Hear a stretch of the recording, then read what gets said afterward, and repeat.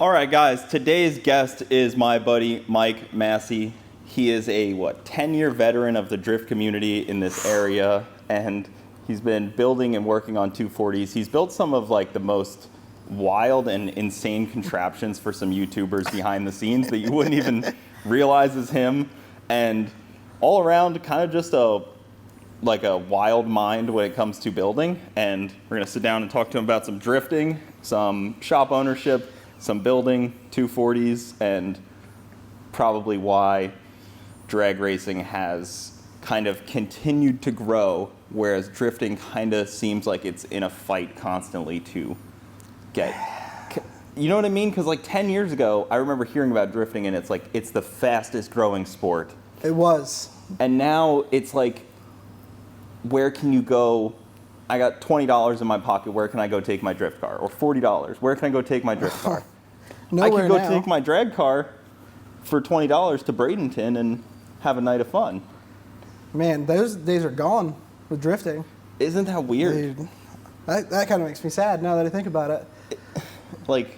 I remember hearing about it when it was coming over from Japan when I was a kid. And they were oh, FD is in Japan. It's going to take over NASCAR. More viewers this year than NASCAR, and then it just leveled out. Do you think that that's because promoters, track owners, or the community? A little bit of everybody. Promoters, man, there's been some really shady promoters promoting drifting, and although they seem to have washed away, there's still always seems to be one lingering around in Florida, at least. I don't know about the other, Yeah. Texas seems to be still doing good.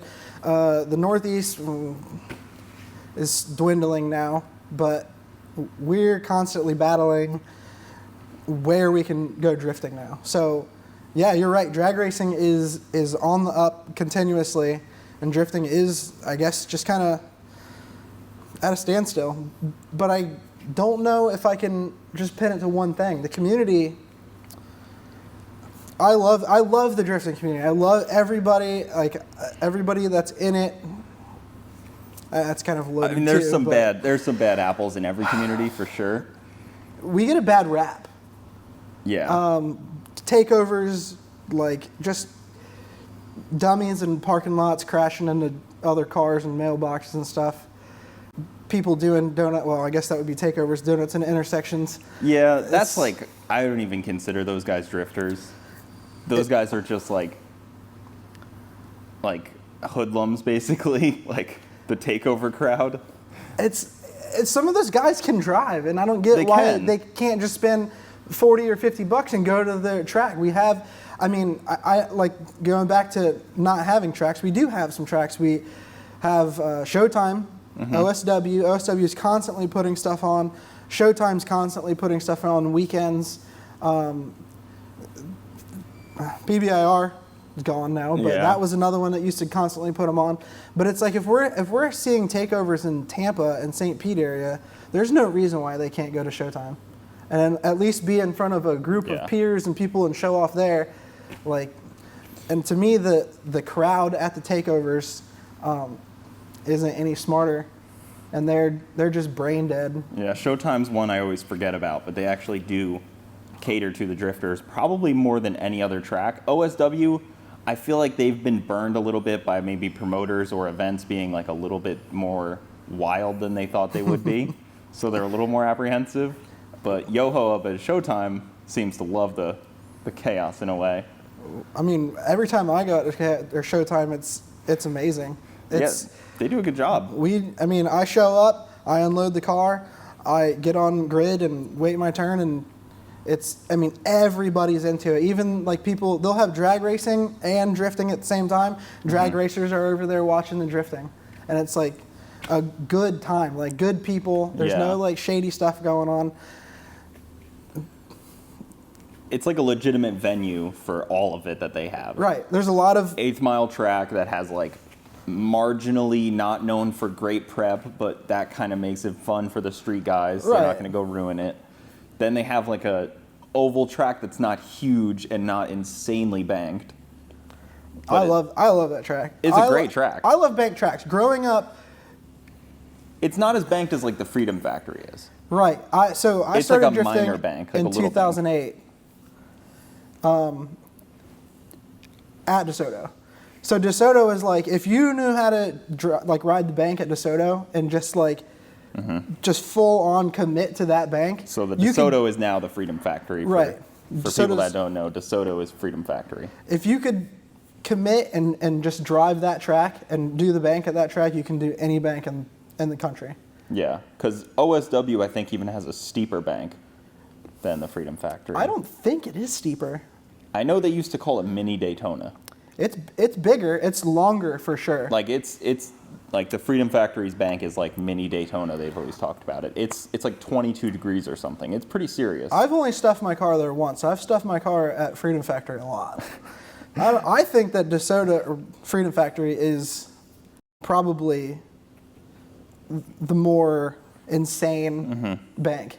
So another big thing that people don't realize if you're not in it is some tracks kill tires, and some tracks are hard on beginners because they kill tires. And if you're not, going out there with multiple sets of tires, yeah, I've always heard that about.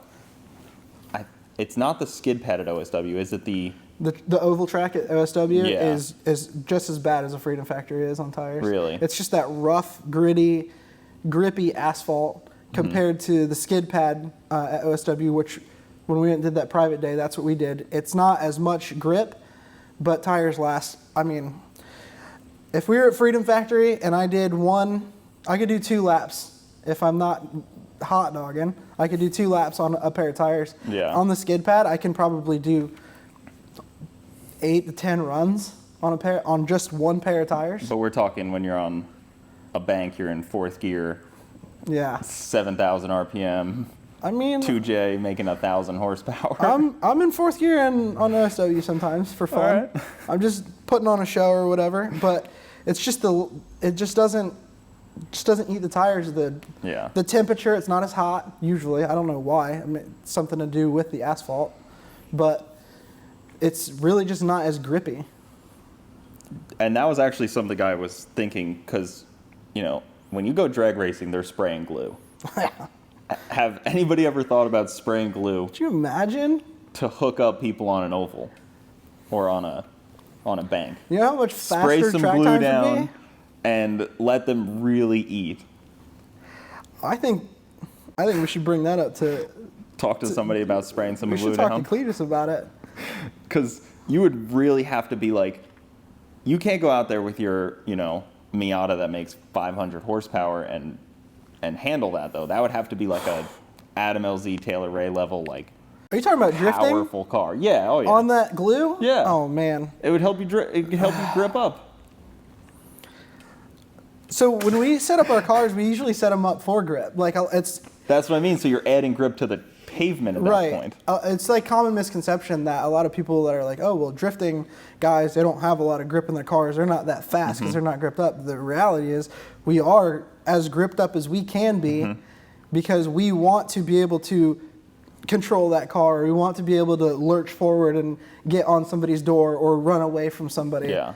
We're trying to be gripped up. Yeah, like those cars are as gripped up as anything, any car out there. Those cars are as gripped up as. And with the IRSs, they put down the power way differently than like a drag car that has a solid rear axle. So Right. they grip up arguably more than a lot of drag cars because we just have to kind of do it for an instant and then we plant the tire way differently. But I know grip is always something that they're seeking for more of, and especially when you have rules that say you have to run on like a Yeah. 235 tire.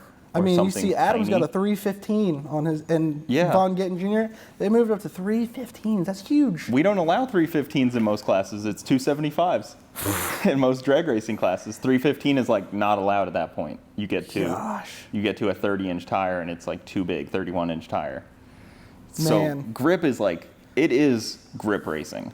I feel like if there was glue on the bank at the track, now that we've just talked about this, it's gonna grip up and someone's gonna end up in the wall. Well, somebody's going to do that regardless. It Yeah. almost might be needed on the infield. The infield, Wow. where it gets really slick. So Because if they have I- to rely on rubber put down by other cars. Right. So when Cletus first did the concrete skid pad, and I went out there right when they did that, and it was like ice. I mean, coming off the bank onto the asphalt, onto the concrete, you just notice as each of those parts, you could tell a huge difference in each one. And once you got on the concrete, you had to like for sure slow down your transition and everything, and you had to really focus on not spinning. And in his, like, this isn't anything against him doing something wrong. He didn't set that pad there for drifting. That was put there for burnouts. Like, drifting was just like an after fact that happened, and now I don't even know if it has a drift future in the next 2023 season. I hope so. I mean, I know that Clutch Kickers is out, but I was even psyched when Cletus was putting on regular drift events. Like, I mean, I know that it wasn't a huge crowd or anything, but I feel like it had more crowded than Clutch Kickers. So Clutch Kickers proved if you put up the money, they will come. Yeah. They proved that. So like somebody else that can take that formula, find a location, and clearly they've proven that you can do it. Yeah. You can give $10,000 payouts, which are huge. Which is crazy because, I mean, compared to FD, which you're spending, to run an FD program is just impossible for like a standard person. Yeah. So you can just get in a car, make 500 horsepower, and go out there and compete with other guys in a pretty level playing field. Yeah. And win 10 grand. I mean, if I did a Clutch Kickers event, it would cost me about $2,500.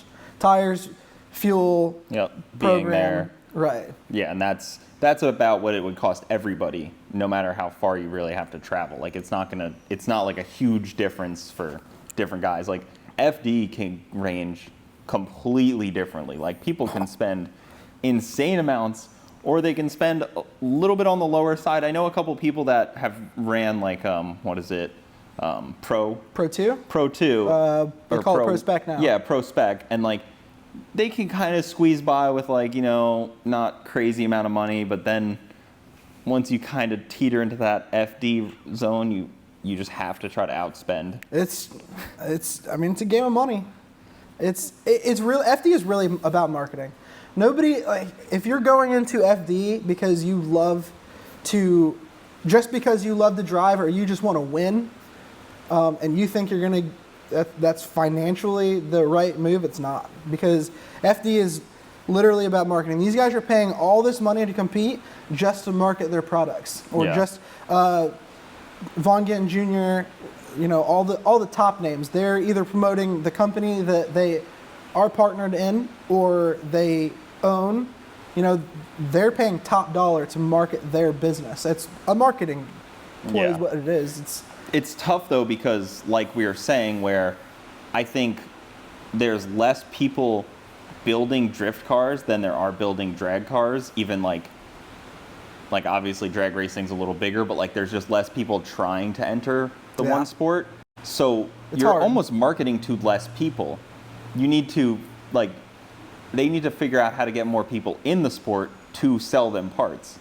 Because you're not going to sell a guy an angle kit that you're promoting if you can't get more people to do it. I think that there's a lot more than you think into drifting. I hope so. I just think that you're a big drag racing guy, so you're in that community deep. Yes. You know what I mean? So the drifting community, it's maybe like back in the day, before drifting, everybody just wanted a really fast car. So everybody was buying parts more geared to, I can't say drag racing, but just making their car go faster. Now it's like kids are just buying a 350Z and buying angle kits, buying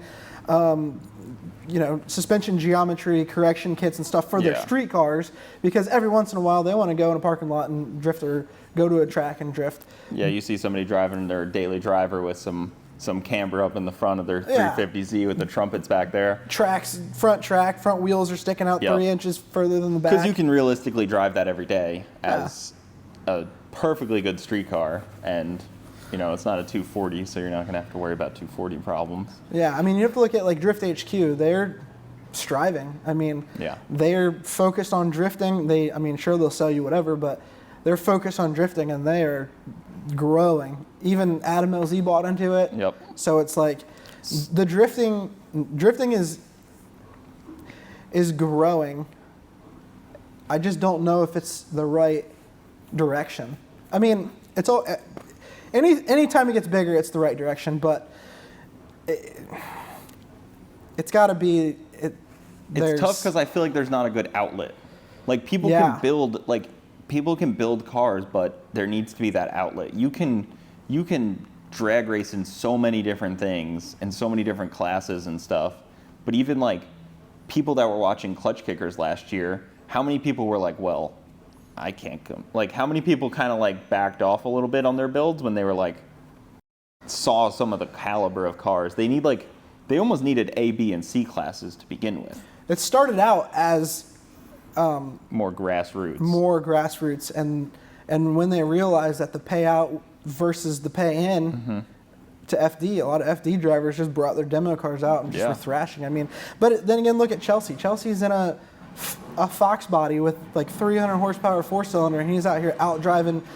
He's a very bad example because he'll outdrive somebody in a minivan. I love that guy. That guy can drive, man. He's the most down to earth dude too. Yeah. So, but I mean, it just does go to show that if you're talented enough, you don't need all the power. Which is, I kind of did that. I had to go through that myself to figure it out. So when I first started driving, I had a 1JZ. It made like, I don't know, maybe like 400 and something horsepower on nitrous, stock, everything. And then I crashed it, and I was like, I'm coming back. I'm going hard. So give me like a year or two, and it, of course, ended up being almost 5 years of a hiatus. But I built a 1,000 horsepower JZ track car just to realize that I didn't need that. Is that a 2J or is it a 1.5? It's a 1.5 J. 1.5. Yeah. I mean, perfectly good for drifting. Oh yeah. I mean, phenomenal. I've been thrashing that thing for 5 years. Yeah. It lives on the limiter and it's still going. So 1,000 horsepower. It just eats, man. Yeah. That car has been really. Every time I see it out, I'm like, kind of jaw on the floor listening to that thing just Dude, like it's good. Sing. And every time I've seen you out there with it, you make it seem like it's your last time you're driving the thing. I'm like, is he planning on putting it back on the trailer after this? I mean, I do enjoy drifting because I think I would like to see a lot more style. It used to be pretty stylish, and it used to be what it was. And then everybody started building these 10,000 horsepower cars, and they've got three track days under their belt, and they're like, oh, I'm a pro now. I'm going pro, guys. 2 subframes back there just in case you want to change up your alignment real quick. So there's dudes in A class now that, oh man, this is a whole nother story, man. There's people in A class here in Florida that got really cool cars, really badass cars, but their driving level is an A class. So when I go out on track and I'm following these guys, I'm kind of like, maybe I should give these guys some room because I don't know if they can complete a lap without spinning. Yeah, that's a scary spot to be in, and when you know you can be on that guy's door following him. Right. If it's like me and Taylor, I know I can just initiate and just land on his door and be good. They need like some stickers sometimes, like, hey, you know, like first time beginner driver. Yeah, they have that in like Australia and Europe, like new drivers, like a P plate. You need that for driving. Even like when I go drag racing, it's the same thing. Somebody pulls up and I'm like, I don't know how they're gonna stage. I don't know how prepared they are to stage their car. Yeah. And that's the only real worry. Like, I'm not super worried about somebody crossing into my lane like you are. Right. But I mean, somebody could easily take out your car, and when that happens on the track, it's just kind of like, oops, sorry, bud. It's happened a few times. It's kind of the cost of doing business. Yeah, I mean, it's part of the sport. Yeah. I mean, people are going to be. I remember T-Pain, I think, ran into somebody, and everybody was so mad that T-Pain didn't help that. Yep. T-Pain's rich. Why didn't he help him fix his car? He didn't have to. And it's when you sign up, when you write your name on that waiver to go out and pay $50 and go on track, and you go out there and you're thrashing your car around with other people that you know are going to be on your door or near you, it's cost, it's part of the game. Yeah, you can't not be prepared for that. You can't expect it never to happen. Another reason why drifting is expensive. It's contact sport. Yep, it is. It definitely is. And to keep those motors together gets expensive too. Because my car lives on wide open throttle for 8 seconds at a time. That's 10 it. seconds at a time. 10 seconds if I'm unlucky. 8 seconds, you know, depending on how long it takes me to stage and all that. But that's about it. Yeah. And then I wait an hour to cool it down. I got How long do you give your car to cool down? cool down. Oh, The I don't. cool down lap? I just usually pull off track, let it idle for a minute, and shut it off. But like I said though, I abuse it, and I'm not.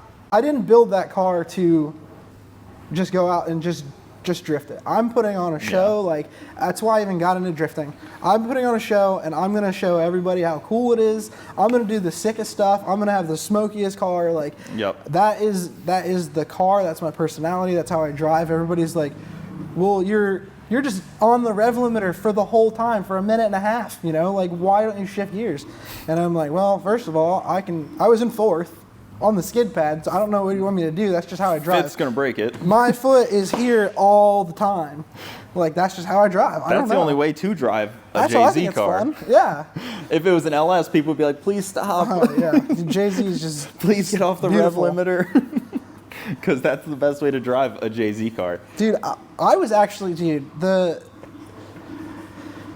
growing up, so my first car was a Honda Civic hatch. It was an EG, and I blew up the single cam, put an LS B18B in it, turboed that, An LS is in a Honda motor, not, Yeah, not- an LS is in a Chevy motor. not the big old V8 one, Yeah. the little Honda motor, Yeah. but so I blew up the single cam, put the B18B in it, turboed that. Was afraid of it, not afraid of the car, but afraid of blowing it up because I was 16 or 17. I didn't have a lot of I was money. going to say, what year did you do this Dude, too? it looks like 1935. I don't know, dude. I'm old. When that stuff was like, maybe somebody can tune it. A 13-second car was fast. That's Yeah. how long ago it was. So I then was like, you know what? I'm going all motor. Like, all the that was a big thing. JDM stuff was just coming over Yeah, here. you put like, some fancy header on it. Yeah. So I did a GSR engine, went all motor. And then I I got invited to a parking lot with some of my other friends that had 240s, and they were like, drifting this, drifting that. And I was like, dude, drifting is the worst thing ever. Like, you guys are tearing up your cars. Like, this is annoying. Like, you guys are terrible. Yeah, I just want to go do 30 rolls with my car. Yeah, I'm trying to sneak my friends in the back of my Civic into the drag strip and just drive down the drag strip and do a 15-second pass, dude. That's fun. Yeah. So I went out there one night, and he let me drive his car. I was awful. Like, I almost smoked a curb with this kid's car, but that was it. That one time, I parted out my Civic like a week after that. Parted completely out. Mm-hmm. Bought a 240, put a SR20 in it, and that was it. I never looked back. Because now I'll look at Hondas at the drag strip and I'm like, dude, where did time go? These guys are running like 7s and 8s. Yeah. And now they're doing all-wheel drive. Yeah, crazy. Yep. So, drifting SR is king, huh? drifting, I don't know about that. SR man. is God. That's what I hear the YouTubers say. I'm not gonna knock on the SR. The SR is a good engine, but we can get into opinions all day, man. Yeah. I just don't like Nissan. I don't like Nissan either. Their As the chassis are 240 guy, fine. Right. That's why I put a Toyota engine in it. Yeah. So you built a 240 at that point, and I built a 240. went and out there. Dude, I bought my first 240 for $600 running with a blown head gasket. And it was clean. Like blown KA. Yeah, and I 240 actually drove it around. It wasn't even that bad. coupe or hatch. It was a hatch. And then I've never had anything different. Mm-hmm. And then I put like I said, I put an SR in it, and I like blow off valve noises and stuff. It really got me going. And then coilovers, and then next thing you know, I'm getting invited out to what is now the Freedom Factory. It was DeSoto then, to do private days where you just pay $50 and show up with 10 of your friends. There's not even EMS, nothing out there. You're just out there at your own risk, dude. Yeah. And we're forgetting to tighten lug nuts, and our wheels are falling off, and we You're can't. in a tin can to begin with. Yeah, we can't drift left because we don't know. We can drift right really good, but we're not good. But just doing it enough, and it just stuck with me. Everybody else just kind of, all my other friends were like, just went on and did their own other thing, and I just was hooked on drifting. Yeah, and then And I started going to Orlando, and then I met all the cool people that I met that are like now lifelong friends, and it just rolled into this huge thing. What was the events that Orlando had? Weren't they some CFRC? Well, it was OSW at one point. Yeah, because I've heard people talk about. Yeah, and then that was before the skid pad. They just had the oval, and then CFRC came about, and that's when I really was like into it. And like, I remember the first time being on their flyer, and I was like, dude, I'm pretty much famous now. So I'm the guy. Yeah, so I don't know who anybody else is, but I forgot everybody's name. And I just show up at CFRC, and I didn't know who Chelsea was. I didn't know who Pat Gooden was. I didn't know any of those guys. Taylor Ray was nobody. Yeah. Like, we were just a bunch of nobodies out there. Just I think Hurt was out there at that time. Hurt was out there, and it was a P shape. So it was a full throttle run up to like top of third gear and just grab a ton of handbrakes. There's a wall. You're going straight at a wall at top of third gear, and you got to pull a handbrake and then just drift around and then back out. Did people really know like how to set up a car back then, or was it also just kind of like it was a mess, dude? I don't know, like I just am sliding this car with a handbrake. If you like go back and look at old FD stuff like Forsberg, 2008 Forsberg, you just type it in on YouTube or whatever. It is the most lackluster stuff ever. Like drifting back then, though, it was the most insane thing. Like dudes are 10 feet from each other's doors, and people are like, "Oh my God, they're gonna crash!" Like this is the wildest thing I've ever seen. And now it's like if you're literally not touching the person, like it's like not even like who cares? Yeah, it's pretty funny to watch back that like old stuff with like Tony Angelo and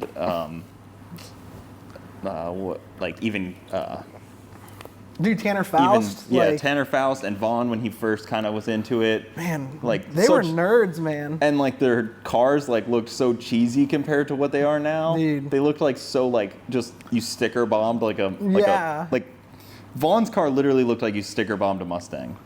Yeah. For a while, like one of his early cars. It was like the ugliest cars, man. And it's so great to see like the start of it and the progression and how you can like catalog it all and look back. Yeah. Yeah, because Tanner Faust won multiple and like he killed it. Nobody even thinks of him as a drifter anymore. I don't. Tanner Faust is a phenomenal driver, but I don't know if he can. And I haven't seen him drive lately, but I don't know if he has what it takes to be a top driver now. Yeah, probably not. I think he was just right time, right place, right amount of skill. I mean, Forsberg is still a force to be reckoned with, really. Like, he didn't even change his car for a long time. Yeah, he just had a 350Z forever. Yeah, he just kind of kept doing the same thing. I think he had the first 350Z off the line. I believe it, and then he had the first 400Z. I mean, look at how far. I mean, that's another test, dude. Look how far drifting has come. Like, it's just absolutely insane. Well, when it was in Japan, it was like this mystery sport that was just, like I said, going to take over. It's like it was like in the mountains, stuff like that, and then all the cool scene, edgy kids were like, "Oh, dude, we're gonna bring this to America, and we're gonna be so cool." And they just brought it over here, and it was cool. It blew up. I mean, and I'm grateful for it because who knows what I'd be doing. You know what I mean? Like, if I wasn't into drifting, I wouldn't have met all the people that I know. Like, yeah, there's really no other great outlet for racing. Obviously, you go road course, but that's almost like road coursing is a lot of like almost high society in a lot of ways. It's like Porsche clubs. Yeah. It's great for what it is. That's what happened to motocross. Motocross is definitely it got hoity-toity. Yeah, motocross definitely started out as like the rough crowd. That's where Ronnie Mack came in. Yep. And he decided he didn't like how hoity-toity motocross was. And that's why he became a full-blown savage that He's a savage. Cuts his helmets, and I watched that man break his foot at the Freedom Factory. That dude, man. In real life, that dude is a lot. Yeah. I mean, the videos are a lot, but in real life, he is a lot. Does he do more for his sport than the damage he causes? I'd have to say yeah. I think he brings more attention, and it's good or bad. It's good. It's attention. Right. I don't think it affects it that much. If anything, it just brings in a younger crowd. Yeah. I would say his target demographic is probably like 8 to 16 or something years old. I look back at like when I was a kid and it was like, oh man, like Travis Pastrana is doing the coolest stuff, and I don't think there is any like idol like that for to get people into like motocross. Like when I was a kid, we had like, you know, Tony Hawk, Kelly Slater, Travis Pastrana were like doing these like cool things, and maybe I'm just too old, but I don't know of anybody. Travis Pastrana, he's still got it. Yeah, of course, but he's like he's very broken at this point. Like his body has got to be tired. Physically, that man is wasted. He's got to be. Like, yeah. He's broken everything multiple times. That's why they're putting him in cars now. He's a cyborg. I feel like he's just a robot underneath at this point. And he's still doing cool stuff, but I just think on 2 wheels, he should probably back up a little bit. Yeah, I don't think he will. I don't think so. I don't think it's in him. It's in his blood. But most recently, he just did like a 300-mile-an-hour drive in a race car, top fuel. I did not see that. And then he did the Gymkhana. Yeah, I saw that. Which was unreal. Dude can drive. He definitely can. I think it's a mix of really good driver and absolutely fearless. Yeah. Well, that's the limit to everything. That really is the limit to everything. I mean, if you're willing to just put the fear behind you in any motorsport that you do, you can do whatever. Motocross, if you're jumping an 80-foot jump double or something, you know, if you're scared, you're not going to do it. If you're going to throw your car 80 miles an hour into the bank and you tap the brake or do one thing and you get scared, you're going to end up in the wall. That's how it happens. If you're scared, you probably shouldn't do it also. That is a if you're huge that thing. Scared of it, you probably shouldn't, because you're going to make the wrong confidence is key. mental decision in the moment. Even like with spectator drags, it's going to be the fearless person that wins. The dude with the blazer? That man is absolutely fearless. No fear. Exactly. Like the guys with the Tesla, they sometimes back off of it. Sometimes the car does it. I feel like the car does. Yeah, sometimes I've tried the car it, does it. And if you try to turn that stuff off, it's not really happy. I wanna do it so bad, but could you imagine if one thing went wrong and I just smoked my Tesla into the wall? That's why I don't bring anything out there. Dude. Because it would end up like me and Cletus, or me and the guy in the blazer, or something like that, and it would be the guy who literally doesn't care to crash a car. That's why, like, I don't bring my CTSV out there. Oh, man. I'm not going to do that. It's a rear-wheel drive wagon. First off, it's not going to do that good. Second off, somebody's just going to either crash into me or I'm going to lose it on the turn. Yeah. It's not exactly a great spectator drag car. It would be cool to buy something and do that, though. Maybe I'll do that soon. Like something that's like legitimately all-wheel drive. And yeah. It would have to be all-wheel drive. I don't know. Cletus's Porsche might be the ultimate. Yeah. But the Corvette, that was giving him for his money, though. That was a full-on track car, The too. Eagle Talons can be set up pretty well for it, from what I've heard. Yeah? The Talons, because they're... The all-wheel drive ones? Yep. Oh, yeah. They can be set up pretty decent, and they had a no nitrous rule for the one guy that had one. He had nitrous on his and methanol. Dude, that thing parties probably. It was pretty stout. It was definitely pretty stout. So where are 2023? What drifting is going to happen in Florida then? Competitive drifting, any? You think? I haven't really heard of anything except for the Pro-Am that's going on now. I mean, which is a small. I don't even know if they're coming back. So Clutch Kickers is out. And down here in Florida, like central South Florida, we are too far from most states to go.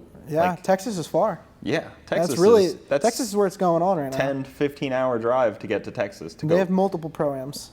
To go do that in Texas would just be unfeasible for the average guy, for the most part, to go try to couple times drift in that, unless like you're, you know, a YouTuber that can do that. Right. It would make sense for Taylor or Adam or something. Well, it wouldn't even make sense for Adam at this point. No, but it would Taylor, be... yeah. I think Taylor should go for it. He's got the car, especially now with the Corvette he just built. Well, it kind of makes sense for Adam now too, because what does he do with his clutch kickers car? I don't know. What Now did he you do has with all the now he 90 has a cars that he's got? purpose-built clutch kickers car that kind of is in limbo. And you actually found Adam's car. Oh yeah, the BMW. Yeah. I saw that video and I was like, oh wait, I know that guy. Yeah, that was fun. He was like, hey dude, I don't even know. I was just like working in here one day, and he called me and he was like, hey, and I was like, what's up, dude? And he goes, so I got like a really weird request. And I was like, well, probably nothing I haven't heard before.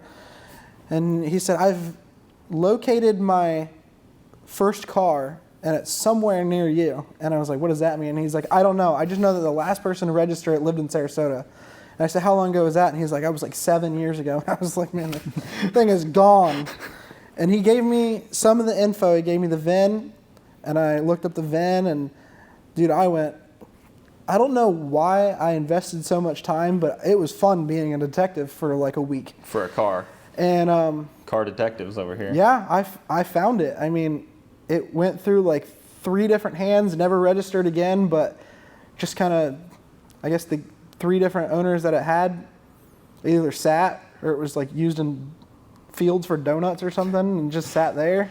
And I found it and I bought it from the kid and brought it to Adam as a surprise, and he was psyched. That's funny because it's not like a car that you would cherish. No, really. It was just a piece of junk. Yeah. But I get it though. It's for sentimental. Adam, It's his first car. That makes sense to me. I meant for like the previous owners. Like it's not like some car right. where it's going to be in somebody's like garage, like kept pristine type of car. Like Right. we're not talking like even if it was a 240, it would be potentially kept more pristine than some random. It's just a 4-door automatic 4-door 315 or something. Yeah, like one of the most undesirable BMWs yeah, of that generation. It was bad.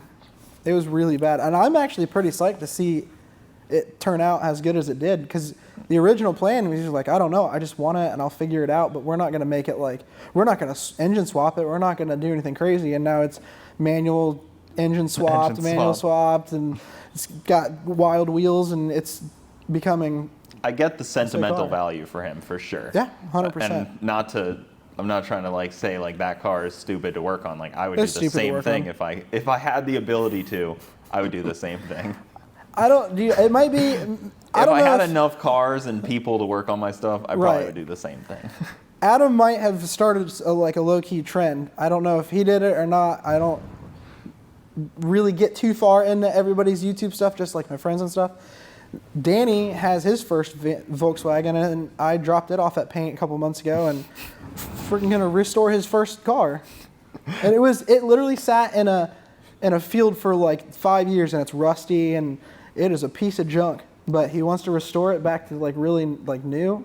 You know, he used to just some Volkswagen. Yeah, it's a 4-door Volkswagen Golf automatic. Doesn't even have an engine transmission in it anymore, and it was just a piece of junk. Literally should have probably just gone in the scrap pile, but I get the fact that it was his first car. He drove around making YouTube videos and eating ramen noodles because he was poor. Yeah. And he wants to restore it. And I can see that sentimental for him too, because I've heard him talk about that before, where he was like, "Yeah, I had no money. I was living on couches and stuff." Yeah, I'm proud of that guy. He's definitely came from nothing to something for sure. Yeah, because you've been building a lot of Danny's stuff. Oh man, I've been dealing with Danny for a while. So Danny Duncan has a lot of ideas of stuff, and somebody has to, behind the scenes, bring them to reality. You're kind of like a new version of like a special effects props guy, like a YouTube special effects props guy. So I guess when we talked about it, like my official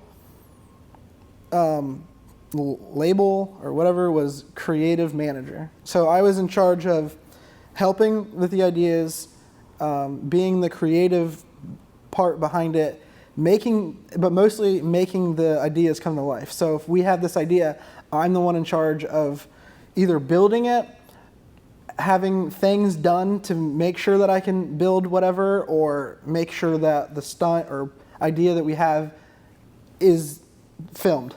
That's a very Hollywood role of you. Yeah, it's fun. It's fun being behind the scenes. Just watching chaos firsthand. Yeah. I mean, it's like I watch a train wreck every time I like am filming with them. It's like I'm watching a train wreck, but like nobody gets hurt. It's like a good train wreck. It's controlled for sure. Yeah, if two trains were head on at each other at full blast, but nobody was in them, and there was nobody for miles, and we could just sit there and watch it happen, that's what I get to do. The guy definitely causes some havoc. I mean, he rolled a Sherp on like his first hour of ownership, it looked like. Yeah. There's a tree went through one tire into the other tire and then out, and then for some reason they thought they could just patch it and keep going. Those tires look easy to get. I'm they're sure. $4,500 from Sweden or something each. Yeah. And then he also did your, you had the jet ski that you could drive on the street. Oh yeah, that was. There's an even longer story behind that, but yeah, I did build the jet ski. I got that idea from somebody who did it, I think North Florida, like a long time ago, but it never got the recognition that it deserved. Like, and the kid, I would assume, just didn't care anymore, and I think scrapped it or something.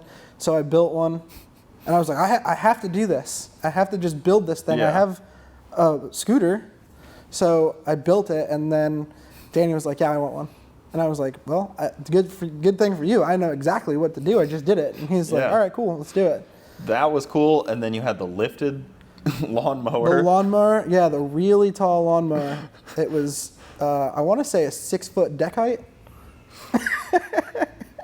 Yeah, there's been some cool stuff. And I've seen you build some cool stuff for other YouTubers as well.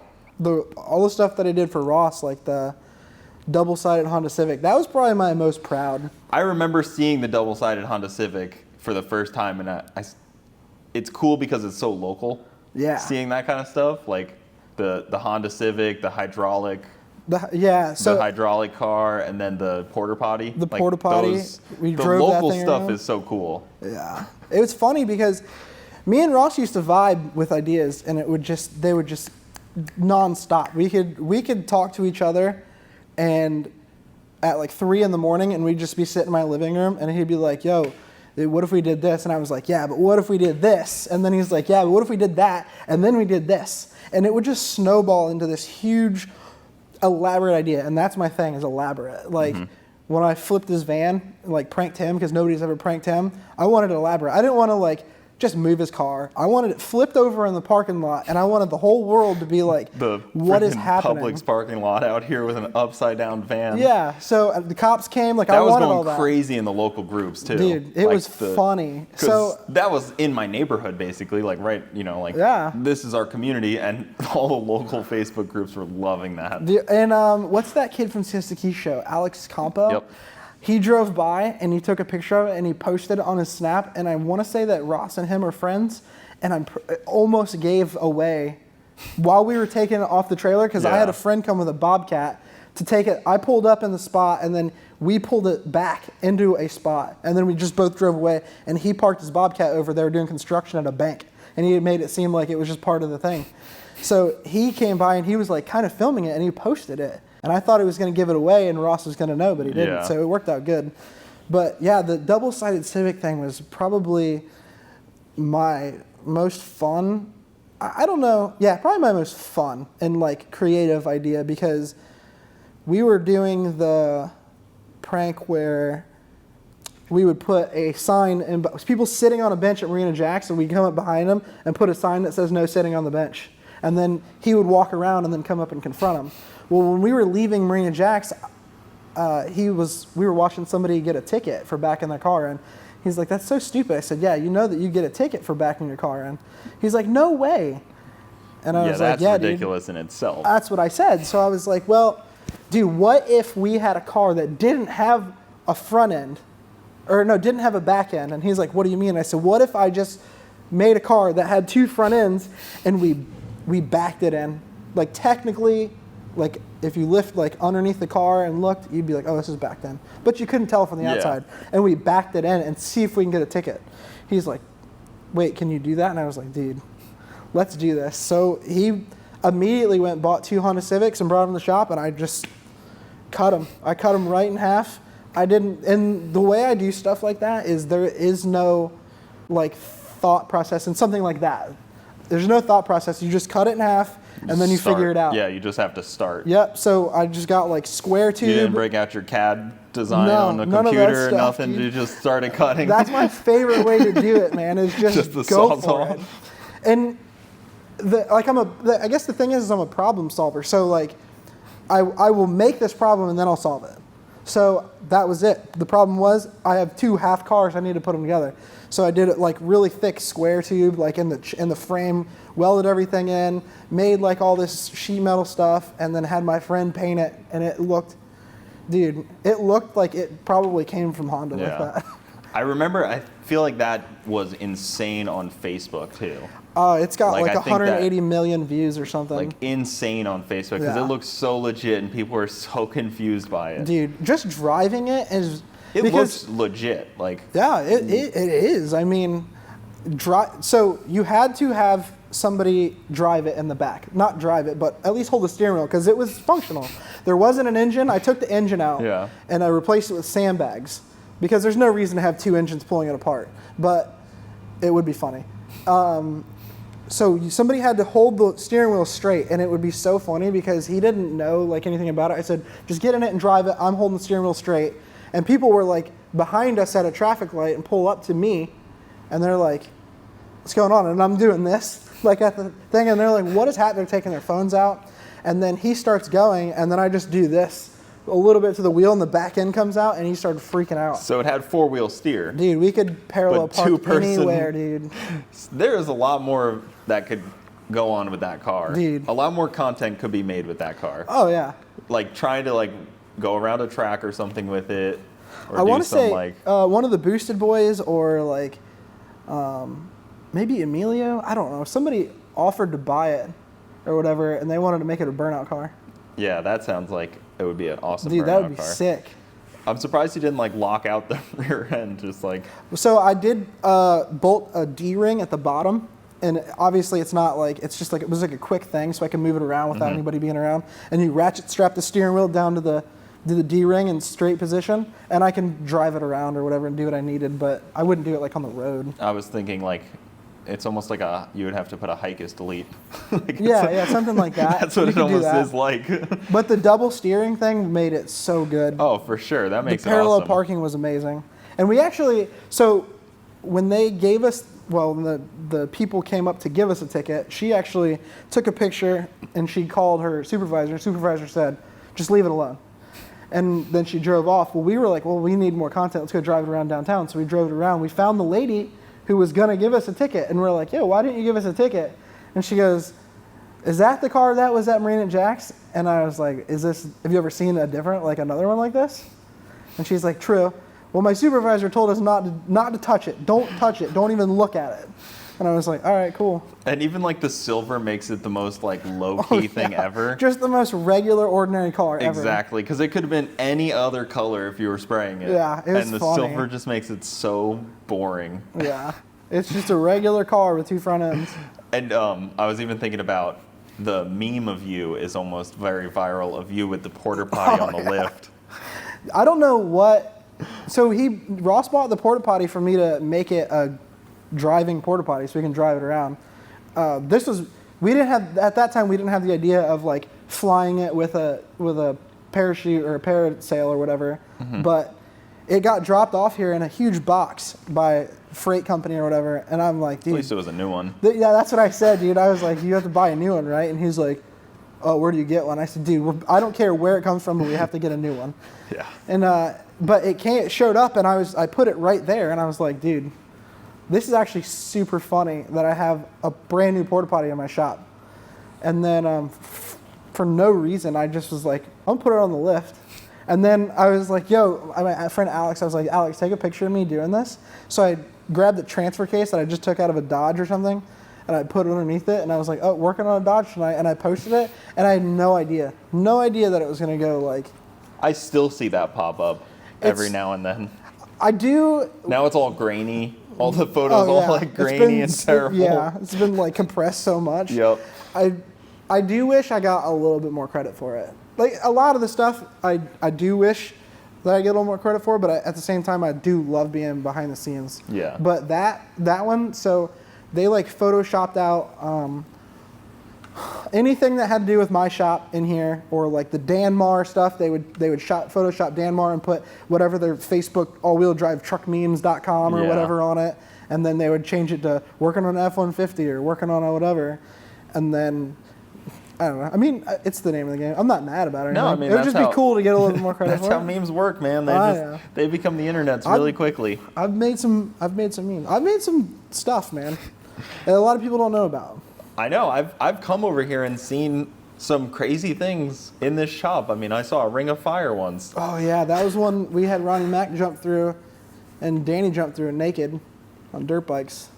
That was fun. That was the ring was a It's from a 8-foot trampoline, 10-foot trampoline, 10-foot trampoline, and I just had some square tube, made some legs, and then welded everything except for 2 pieces so I could detach half of it, put it on my trailer, and tow it down to the property.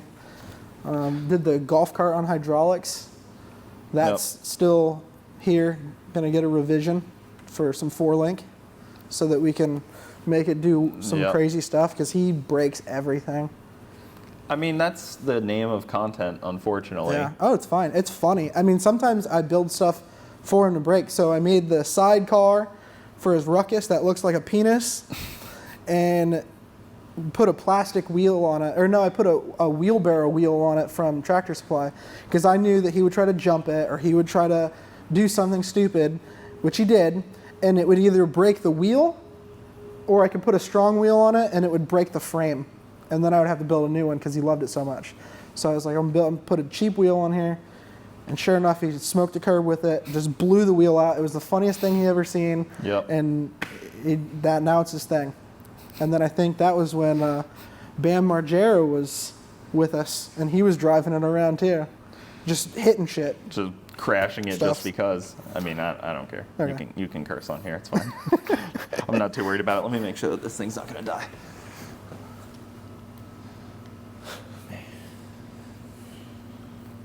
Oh, we're good. She's charging. Science.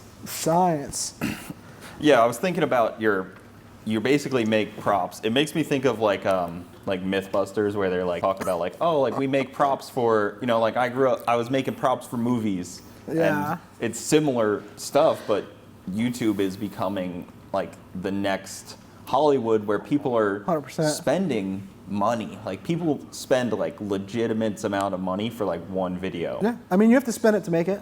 I You mean, do, and yeah. it goes like that with any business ever. For sure, but like it took a long time to get to this point where like, people see Mr. Beast spending Yeah, millions of dollars on a video. exactly, and to make like, Danny's a great example, to make one item that gets used in maybe one video, maybe 2, like he's done some Crown Vics where he's totaled them in one video. Dude, like you just have to spend it for the content. It's good content, especially Danny's like demographic and his like fans and viewers. They love that. I mean, that's why they subscribe for it. They like his witty, like wild, crazy antics, and he's just gonna continue to do it, and he's just gonna continue raising the bar for that. He makes me want to leave Bradenton and go to a small town because seeing how loved he is, and like how much of part of like a community he is by just like being a famous guy in a small town. Dude, After the hurricane, I gained a massive amount of respect for him. yeah, I mean, He did so much. if you look at Cletus's fan base, or you look at pretty much any fan base where there's an older demographic, maybe even yours, a lot of people don't like Danny. They just think that he's an arrogant, and don't get me wrong, he comes off as that, and it's part of the facade, but he really is like the nicest person I've ever met.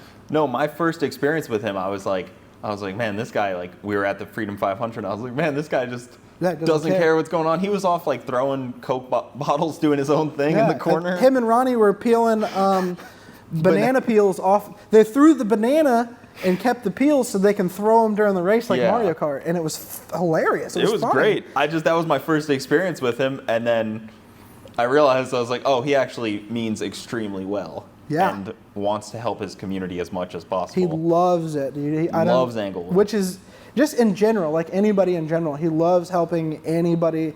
It's just, I feel like it's overwhelming because when you are so successful and you have a fan base like that, there are so many people that just expect like these people to just give everything that they have to everybody. So it's like he can't help everybody. Yeah. And nobody can. But it's like he does give a lot. He gives like hundreds of thousands of dollars to Boys and Girls Club. Like he helps his community. He literally goes out and helps the community. Literally, like during the hurricane, he had people fly in. They were driving that Humvee with tracks, giving out water, literally giving generators and gas and water out. Like personally, his town was legitimately the worst town. Oh hit. yeah, Like I drove through it well, it was at night, so I went down there the next day. He was in LA because it was supposed to be up towards us, Sarasota, Bradenton, and it wasn't supposed to be so bad down there.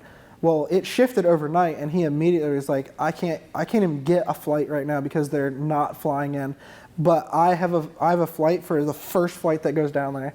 So he came in and immediately, just on his way, like he was setting up stuff to where we're giving out everybody. So I went down there, checked on, well, my dad lives there. I checked on my dad, checked on his parents, make sure that the shop and warehouse, the ice cream shop, like everything was good.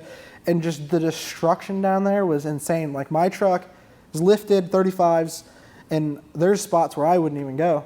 So we got my side-by-side and we drove around down there and helped out, but it was really bad down there. Well, it gets worse too because like it's not exactly as like well known or as wealthy of an area as like Sarasota. Right. Like, Sarasota, like it has a lot of like there's a lot of wealth, there's a lot of tax dollars, like it could rebuild pretty quickly. Like right. It's that's not kind of more of like the normal Florida. Sarasota I don't really consider the normal Florida. Sarasota is pretty hoity-toity. Yeah, it's a word, it's a I guess. It's a well-off area. Especially when you get out like towards Lakewood Ranch. Hey, I'm Bradenton. So I mean, But like if you go to the coastline of like Sarasota area. yeah, that's if you're on the water. If you live in Sarasota on the water, like you're not struggling. No, those houses were empty like 2 weeks before, which tells you everybody has places to go. But a lot of people in like the Fort Myers, Englewood area, like you don't really have somewhere to go, which makes the destruction worse. Right. Well, that and the sudden change, which it always does. I mean, every year we get a hurricane, and every year they're like, it's heading here. And an hour before it actually hits, it just abruptly turns and just smashes whatever's closest. I mean, it did that in Port Charlotte and Hurricane Charlie or whatever that was when I was younger, and it just annihilated. It was supposed to hit Sarasota. Never hit Sarasota. I don't know why. Yeah, and that was like a mega storm too. That was bad. That was one of the craziest things. Like I was trying to tell like my family to worry more, and everybody's like, it's fine. I'm like, no, like guys, you actually have to be worried. Like you can't just say it's fine, because if it did swing our way, like we would have been in a really bad situation. Well, I'm a super optimistic person. So even if it was 100% coming to my house, I'm like, we'll be fine. Like, it'll work out. Well, there's the people that don't do anything. They're like, my lawn furniture is still out. Like the neighbors, like, I got a pallet of bricks the other day that are sitting out here. Like you go through like those new construction sites, and you're like, this is gonna be a bad deal. Yeah. And they did a lot of those. Yeah, they don't do anything. Yeah. They don't clean up. They're just like, we'll just let it fly around, call insurance. Yeah, I mean, I went down and helped people. I helped this lady. Her pool cage actually, she has a brand new house, and her pool cage came up and just kept smashing the roof. So, I mean, I could just help. So I went down there and helped and took her pool cage down, and then we went and gave out a bunch of water. It was sad. But it's cool that, going back to Danny, is how involved he is with the community. It's funny when we go out and film, actually, because there are people, if you're familiar with Danny's videos, there's Brenda's Lake. I know Brenda's Lake? So that community, and I don't know if it's 55 and older, but it's Papa Jim's community, and half of the people love us. Let us do whatever. We can go jump naked in the pond or whatever. They don't care. His dad owns the lake. So. Yeah, his dad owns the county. If so facto, his dad owns the lake. So the other half of the people immediately call the police. And the cool thing is the police always show up and they're like, Danny, 5 more minutes, man, and then you got to get out of here. Yeah, like just finish your video. Like, yeah, we know, we understand, and those people are so mad. But then Danny, and there's no reason, you know what I mean? It's like we're not causing any trouble. We're not like, I mean, we put a jet ski in a little lake and did the. It's the only thing going on in Englewood. Is Danny Duncan and filming videos. And we're not harming anything. And if something does get messed up, full on replace it, repair it, don't even worry about it, we won't do anything knowingly, and we don't set out to go and be destructive, but it happens. Yeah, I mean things, you break a couple eggs filming a video, it happens. Well, if it's personal, it's fine. Yeah, but usually property damage is what usually everybody gets mad about. So it's like we did the whitewater rafting where we took a kayak down. It was like the front of some gated community, and they had a pretty fountain and stuff. And we took the kayaks down the waterfall, and 2 people came out and they were mad and they called the police. And other 2 people were like, "Hey, come on, Danny, let's just go and don't egg those people on." Well, when he bought that property and stopped that housing development, I think immediately, people were like, the rest of the county that maybe was on the fence was just like, it was like 360 homes or something, maybe more than that, was going to be developed. So people were like, we don't want. I mean, it's kind of the same as the track situation with the Freedom Factory. On a smaller scale. Why are they building 365 houses on top of each other when we don't have the infrastructure to we have there's one Publix there. And now he has the. Yeah, he owns the whole 100 acres, and we just blow stuff up and catch fire on everything. I love that.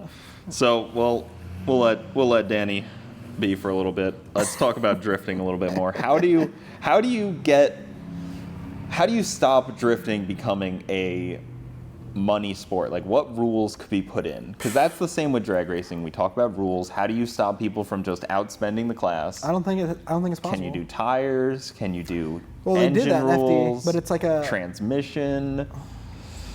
Where can you weight maybe? How heavy the car has to be? They already do that in FD. But for maybe it'd be so unenforceable, I guess, in the entry problem level. is everybody wants to go out and have the baddest car. And it's not just drifting, it's just motorsports in general. Everybody wants actually, this brings up another point, clout. All these kids are building cars for clout instead of just building them to drive. That's what I build my cars for. Well, once you get to a level that we have, we're already, the clout's already there. So these kids want 1,000 horsepower cars, the wild stuff. They want stickers all over their cars. They want if it doesn't make 1,000 horsepower on the dyno, right? Then what's the point? It's boring. Yeah, it's stupid. I mean, honestly, it has gotten to that. Yeah. But it's everybody wants the clout, so they're going to continue to just put money into their cars. And the more money you have, then you're going to put into your car. If you had $10 million in your bank account, your Camaro would be totally unrecognizable compared to right now. For probably. Sure. Yeah. But I just wonder how they can keep it competitive, because you want it for everyone, not just the guys that can spend a bunch. And how do you, so tomorrow I wanted to start a drift series, but I wanted to get 3 classes, as many people as I could. How do you make 3 classes? Do you do just the way FD did it? A qualifying sheet, and how you do your qualifying, and then they put 32 cars, and then they split it, top 16, bottom 16, that's kind of how they do it. That's how they do it in drag racing. That's how they do it for us. Okay. So the judges judge your qualifying. You would have to do judges. Yeah. Drifting is like skateboarding. Don't even get me started on judge sports. I compare it to finger skating. I do figure skating too. I compare it to like BMX or skateboarding because that's where the majority of drifters in like my class, like that's where we came from, is either BMX or skateboarding, some sort of a judged extreme sport. I don't do good with judge sports because I always tell people I'm not charismatic enough for that. Okay. I'm not likable enough to be good in judge sports. I mean, sometimes they're questionable whether they're a popularity contest. In some, I can't talk around that. You could say FD or Pro-Am. FD's Judging's always going to have people push back. Right, there's going to be hit or miss, but it's for the most part on par. And a lot of people just don't see that because there's some sort of a bias, there's some sort of whatever, but 90% of the time the judging is exactly what it needs to be. I wish that they did things like focus more on style. They used to do that. There's a lot of people that are really excellent drivers. Forrest Wang, probably one of my hands down favorite FD Pro drivers because of his style. He has so much style. Like these dudes are out here running like the craziest lightest racing wheels, and like their cars are like full on, almost like NASCAR. And when you say style, do you mean style of the driving? Of driving. Of driving. Like, dudes are throwing huge angle and like just the style. Like he's out here on 18 by 12 inch wide, super deep, like heavy chrome wheels, and it looks really cool. It's the whole style of what drifting used to be in Japan, where the wheels were deep and like the body kits were super aggressive and it was low and it was really cool and stylish. Don't get me wrong, I do love the race car stuff. I love like piloting a 800,000 horsepower car around a track and just like being fast. Like if everybody's like, oh well, if anybody had 1,000 horsepower on Wisefab, then I could drift too. They could drift too. But that's not the case, dude. If you've never actually driven 1,000 horsepower gripped up race car down a track and then try to keep it in drift and hit all these points and like be on somebody's door, it is not easy. Wide open throttle with complete chaos. It is not easy at all. It's chaos. There's there's smells, there's things that you're seeing that are going so quick. Yep. There's the sounds to it that eventually it slows down.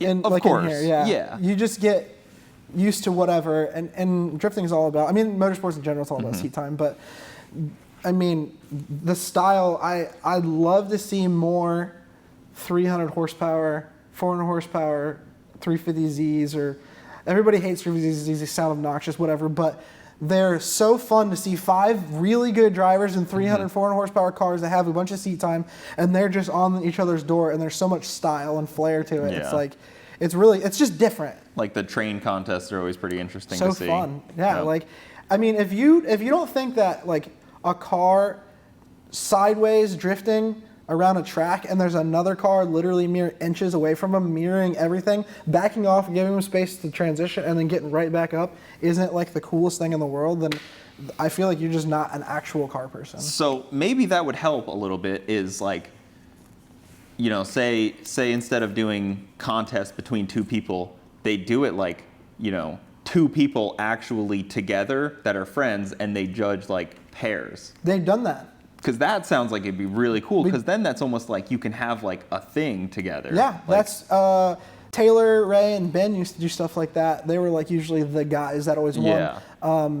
I can't remember what they call it now. I'm having a... Because that's actually very similar to figure skating. At that point, technically, when it's 2 people dancing on ice, showing what they can do. Like, it's almost like this is ours versus this is theirs. And they did that a lot at CFRC. And then they started to do that some at OSW too, but... Especially if you don't trust a random tandem driver. That's my problem. That gets you away from having to tandem with somebody random, but you still get to drive your car. I'm very particular about who I drive with. So the last time I was at Showtime, I'm in my race car. I don't like to bring any other car because I built this race car and it's the most fun thing in the world to drive. So I have this car, and then this other kid with a red 350Z probably made 250, 280 horsepower, 300 horsepower. And he's like, dude, let's tandem, all night. He was bothering me. I was like, all right, fine. And then he goes, I said, I'll lead, and he's like, yeah, but you're going to run away from me. And I was like, well, try to take the wide line so you can suck up to it. So I did. I left this kid. So I was like, all right. So he's like, I'm going to follow you. And I don't know. He goes, I want you to follow me. And I was like, man, I haven't seen this kid run one solid lap all day. But I am also the person who wants to see everybody excel. And you only get to excel when you're in the situation and you're getting seat time. So I was like, all right, I'll follow you. I'll give you a little bit of space. Sure enough, we go on the bank. I gave him a little bit of space. He did that fine. So I sucked up to him. I was on him in the infield. And then I saw him do something weird on transition into the next bank. And I knew that he was going to straighten. So I let off. And he straightened and just went straight into the wall. And I had just enough time to react to where my back bumper just almost just grazed the back of his car in the wall. And I got out of it clean. Yeah. But it's like, if you haven't been drifting for 10 years. If I didn't know what to look for, I would have been in the wall with him. Or if I was just following his line like most people do. You follow people's lines, it's the point, but you also need to be, it's kind of like traffic where you're not only paying attention to the person in front of you, but you're also kind of paying attention to what's up ahead. So you're trying to predict the person. Right. But it wasn't the case for the first time I put my car on the wall at OSW, my power steering, it's electric power steering, it failed on the bank. And with electric power steering, it's impossible to turn once it's off. And I'm in drift, my back bumper is on the wall, and I panicked because I couldn't turn my steering wheel. I should have floored it and maybe spun, I don't know, but too late now. I ended up shoving the front of the car on the wall and totaling the car. So I got another chassis, put everything together on it, just got it wrapped, ready to go. Cletus is like, we're having our drift event tonight. So I go out there and I drive with this kid who I've driven with before a lot, CFRC, throughout the years. He's a good driver. Yeah, another veteran at that point. I mean, right. If you've been driving for that long. And it was 4 people and we all gave each other a bunch of space because I know how aggressive and crazy that the banks are at the Freedom Factory. I gave this kid a bunch of space.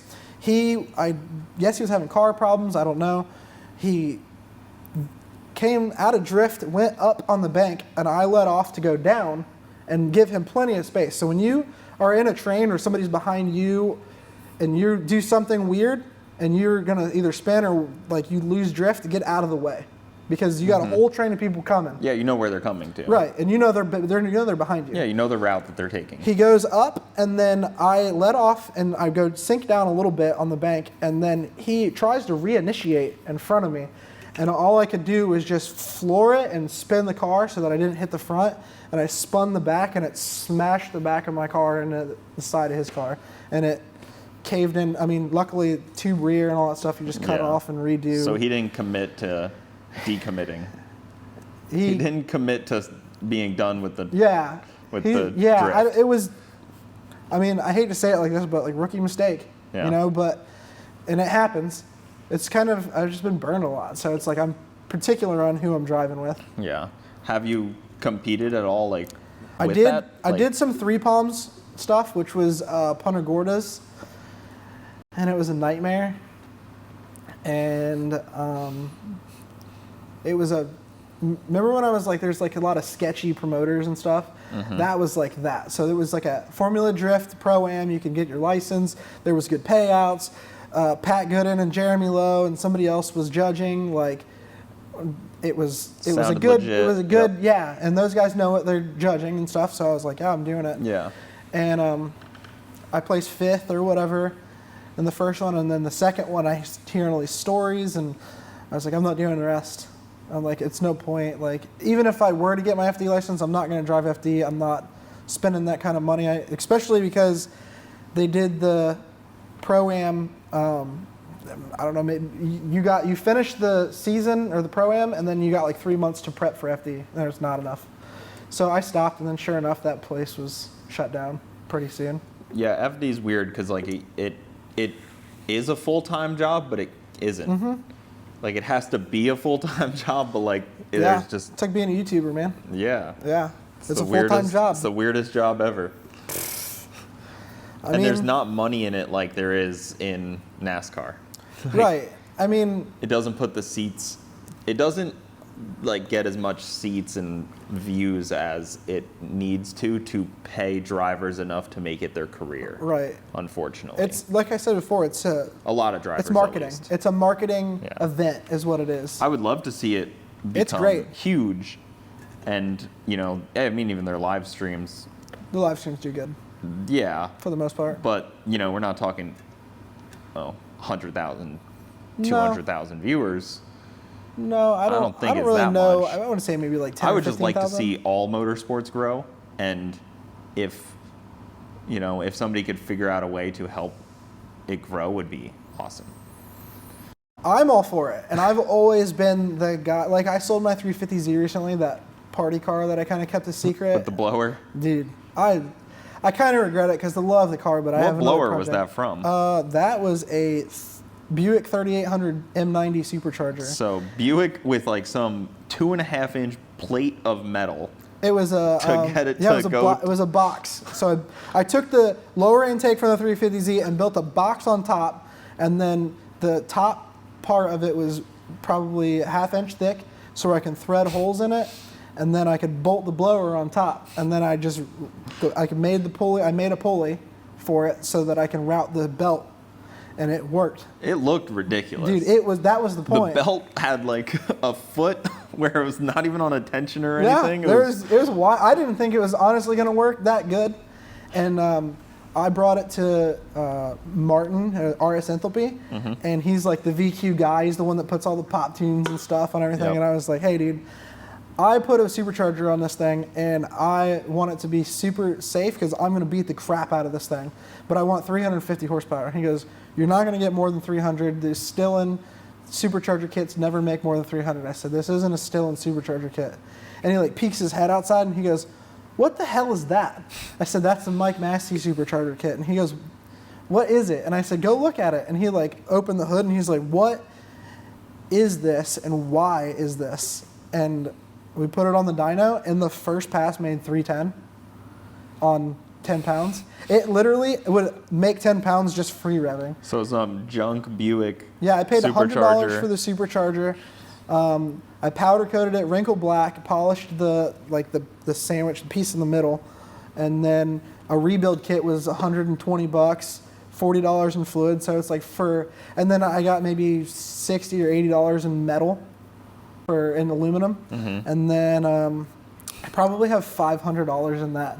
What total. is it? $8,000 for a supercharger kit? Yeah, for it's like $5,000 starting, and that's before tuning and stuff like Yeah. that.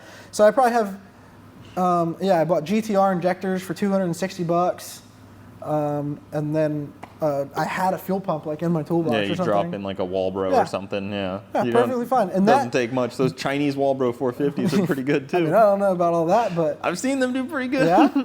Them cheap, like the fake Walbro 450. I've seen them. I just am too weird about them. I don't know. I've never used one because everything I build is usually it's not enough pump anyways, where you need like an inline, like something like 700 type of Gotcha. thing, like a. I just use like a big giant fuel pump on my race car. So I want it to be super loud. I want it to turn on, and it's like that and my power steering pump, and it's just like, brrrr. But that's Yeah. race car stuff. There's always that joke if you hear the guy's fuel pump Yeah. at the line next to you, you're probably gonna get gapped. That's what I'm talking about. Yeah. So, I mean, I built that car because that goes back to I want to see more 300-400 horsepower cars. They can do anything that the 1,000 horsepower cars can do.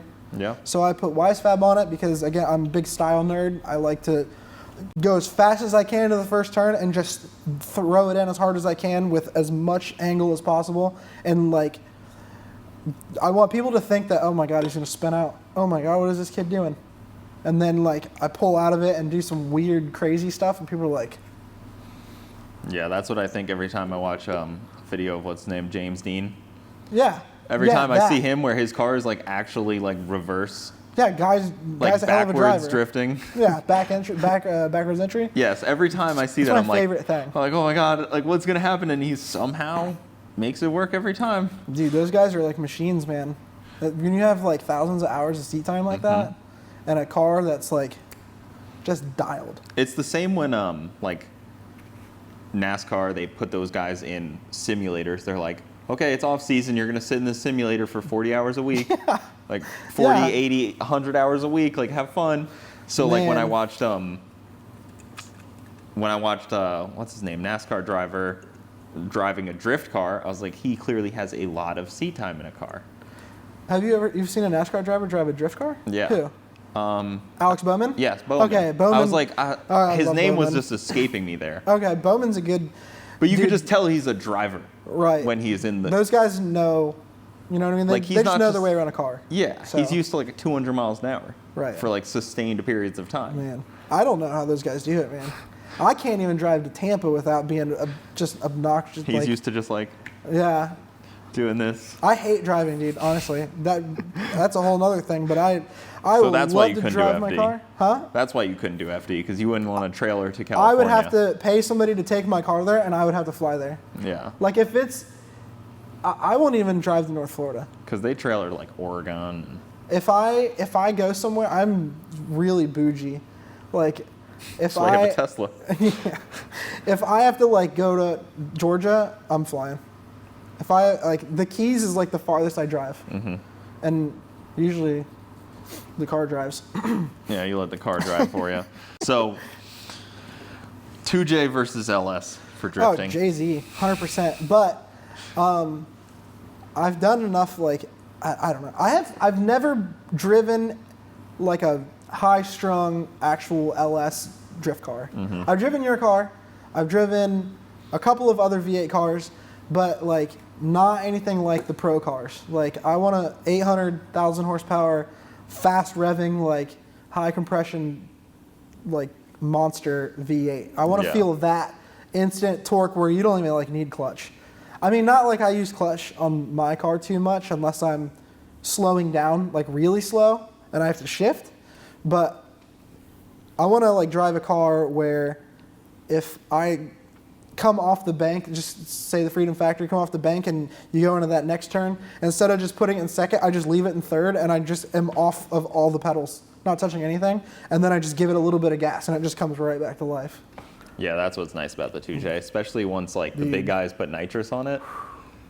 Like once you throw nitrous on a 2J, that turbo lights immediately. Oh yeah, that's V8 stuff. V8 Yeah. response. The response is what I'm after. Good response on a turbo car is like the key to success for drifting. Well, that's why like Taylor's car, when I saw him specking out the turbo and stuff for it, I was like, oh, that thing's gonna light Oh yeah. instantly. It's gonna feel like an NA car with just a lot of power. Yeah, and he's been driving that Miata forever, so it's like going to a turbo V8, dude. That fits a 315 in the back. That car is insane. And Corvettes are built. Like people were like, oh my gosh, Corvettes make good drift cars, and I was like, yeah, like they're built for grip. Yeah. Like their chassis is designed to grip. They have like 4 degrees of angle stock though, so you have Yeah. to almost have to put an angle kit on there. Yep. But the rear geometry is it's so just designed to plant perfect. itself I so would well. venture to say probably better than a 350Z. 350Z, I think, out of the box, if you were just to start drifting, you get a 350Z. Yeah. Like, hands down, you just put coilovers on it, weld the diff. And my thing is, if you're starting to, like I tell everybody this, if you're starting drifting and you go get a car, weld the diff, coilovers, a seat, and a steering wheel, and a comfortable shift knob. You want to be like in your car, not moving around, a good tight bucket seat, strapped in tight, a good steering wheel that's not like slippery when you're like sweating and stuff.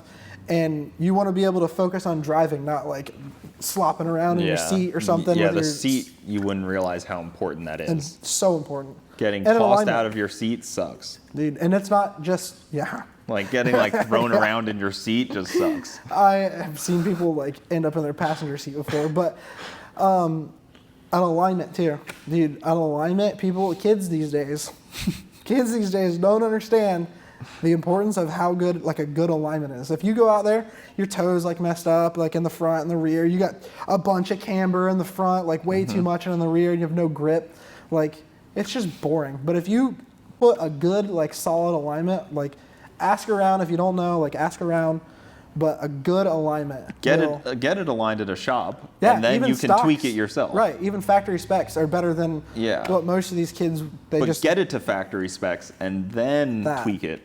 Because don't start tweaking it if you have no idea where right. your and also factory leave it alone. specs are. Yeah. I mean, so get good at it. Don't like. If you like a spot, leave it, and then focus on your driving. And when you find out that you don't think you're improving anymore, then maybe start making a couple more tweaks to the car. It's hard because you got to take the variables out, and usually the biggest variable is between the seat and the steering wheel. Yeah. But if you can take out all the other variables, that was one thing that took me a while with drag racing. Is I had to convince myself that the car was going to do its same thing, stop worrying about it, and start worrying about what you have to do. Yeah. Because it's hard when you have a car that you're worried about, oh, is it going to sling the belt? Is it going to brake? Is it going to brake the axle? I think you still need some setup. Oh, in my car for sure. But my drag car, I mean. Are you done drifting? I would like to part one of my cars out. I have two 240s right now. I know. You don't have like a 14 with a VQ? Yeah, and a CD09. Weird. And it doesn't have any gauges or anything really. I'm probably going to trade it for something, but I still have the other car, but I don't know. I don't think I want to drift that 240. I'd rather sell it, and if I want to drift, get a Z. But like we talk about, drifting is very difficult to go do. Yeah. Like when I have free time, I'd rather go drag racing, and then having a car to go drifting is there's not as much. Like if there was a Thursday night drift test and tune weekly, it kind of used to be. I would build a car right now. You can take your drift car down the drag strip. I've done it before. I did it with my 240. Did you? The first time I tried to, it broke both axles. Oh no, you launched it. Yeah. I brought my car out there. I'm like, dude, 1,000 horsepower JZ, dude. Like, I'm gonna run 8s. Wheel hop. And like, everybody's like, oh, they're not gonna do nothing because it's not set up for grip. So then that goes back to the whole, they are set up for grip. It's got good tires, set up for grip. But I was like, dude, I'm gonna break axles 100%. Diff's gonna blow up. Like this is not, because I'm out there on like Velinos, which are like super sticky tires, and like 200 tread wear. And I was like, I'm just gonna like start out in second. And I ran like a 13.5. And I was like, dude, there's no way. And it's funny because I don't have windows. And I called the track and I was like, hey, is it cool if I bring my drift car out there and try to run it down the drag strip just for like, I'm just trying to test some stuff because I was having like breaking up issues. And they were like, yeah, just, if you don't have windows, just make sure. I said, I have arm restraints, like I have a fire suit. And they're like, bring your fire suit, bring your arm restraints, blah, blah, blah. And I was like, cool. So I get everything, I get up there, and I go to do a burnout, and I'm just burning out for like an hour. And they're like yelling at me.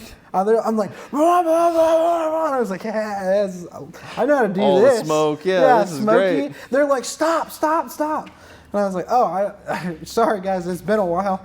So then I like staged it, and then the dude was like, wait a second, roll your windows up. And I was like, I don't have windows. And he's like, you can't run.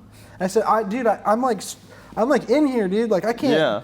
Like, they let Cletus go down the thing and with Leroy? Like, what? And they're like, yeah, I guess so.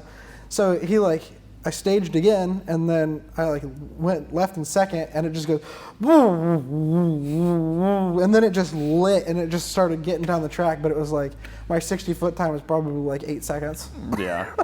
Yeah, that's the trouble. I saw Taylor do the same thing. Like, Adam LZ did like an open house way back, and Taylor Ray brought his Miata out there and broke the diff on the line. Oh, yeah. I think Vaughn did that too. Wheel hops is also a problem. Yeah. Cars try to wheel hop when they grip up, they chatter the tires, and yeah, there's too much grip on. It's a hard tire, so it has no give. We're trying to create so much grip in our cars for regular asphalt, which you don't have to do when you have that much glue.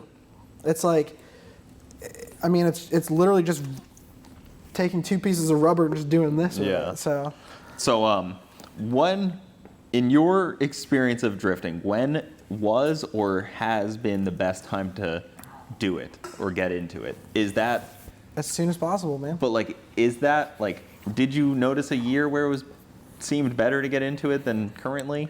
Are you trying to ask me like when was the best era of drifting? When was oh, this is like, obviously you're not in it now, so was it the 2012 was probably 2012 to 2014 was probably the best time, dude.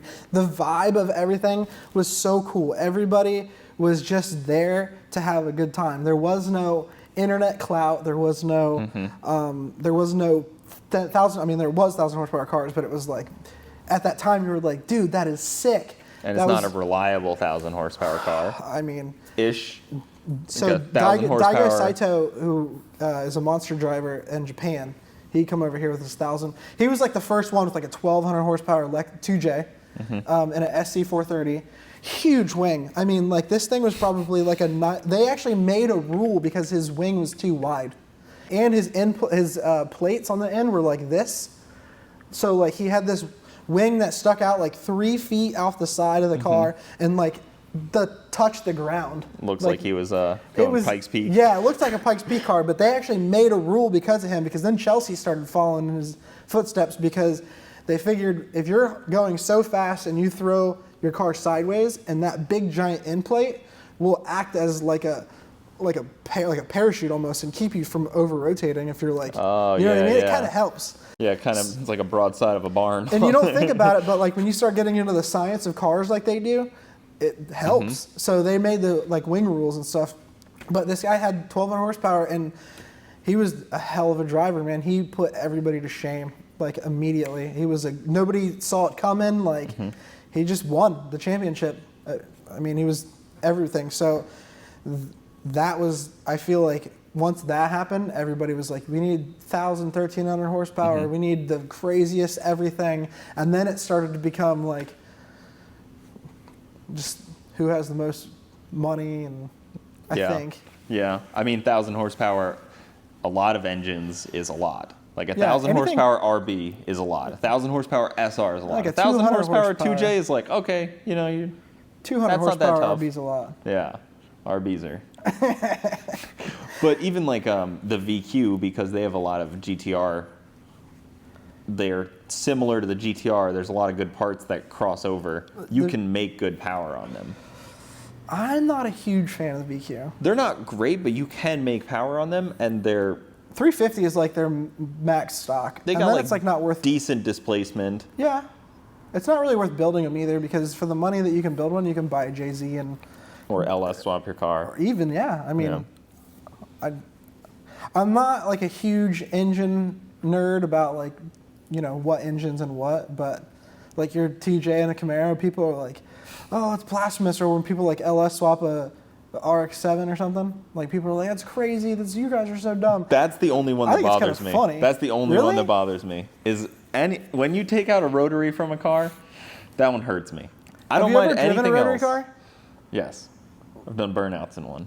What, the Mystery Machine? The Mystery Machine?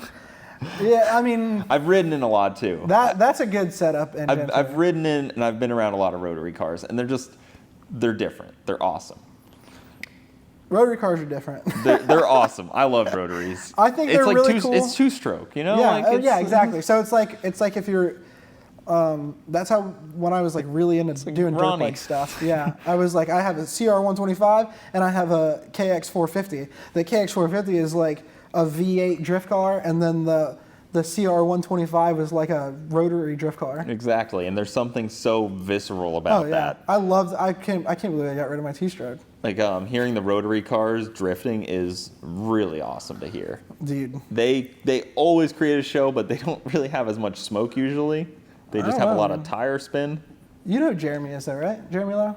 Yeah. And then Dan Chilton is my friend. They were like the original like rotary guys in drifting here in Florida. So Dan has been out of the scene for a long time. He just got really busy with work. Like his company just blew up. And just recently, maybe like 6 months ago or something, he blew his engine up in 2014 at DeSoto. It was DeSoto then. And the car rotted. So, and it was it's almost legendary in like the local drift community. Jeremy, what car is it? It was a white RX-7. White RX-7. So it's a FC, like an 88 or something like that. Yeah. Jeremy Lowe's Automotive, they built the engine, and it was like 4 or 5 years ago. It was ready to go. And he just paid for it, and it just sat over there.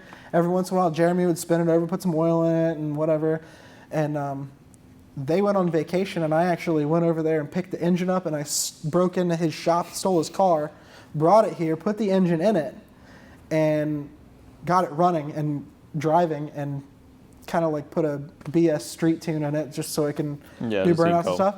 And I brought it back to his shop, and when they first pulled up after they got back from vacation, like they were gonna stop at the shop real quick before they got home, and I started it as he was walking up, and he's like freaking out. And like ever since then, dude, he's just been doing burnouts and stuff. So I think we're gonna do a private day in the next month or so. But that car, and him and Jeremy were like inspirations to me to drive. It's amazing, like the little, like obviously that's a big job for you, but like a little kick in the butt like that. Oh yeah. To somebody, like, kid goes so far. I tell people that all the time when they bite off big projects. Yeah. I'm like, oh, you're gonna like potentially lose interest in it. Like a big project is hard to not lose interest in sometimes. It just depends on how much time you lay out for it. Like, if it's something that's gonna take months and months and months and money, yeah, you're gonna lose interest. I've seen so many cars just disappear. I almost did that with with my 240.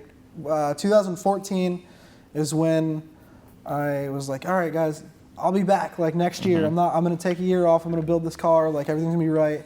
And it ended up being almost 5 years. But it was cool because the drifting community is so tight, and like, and I mean like the real Florida drifting community. There is like the whole drifting community, but then there's like the Florida guys. Yeah.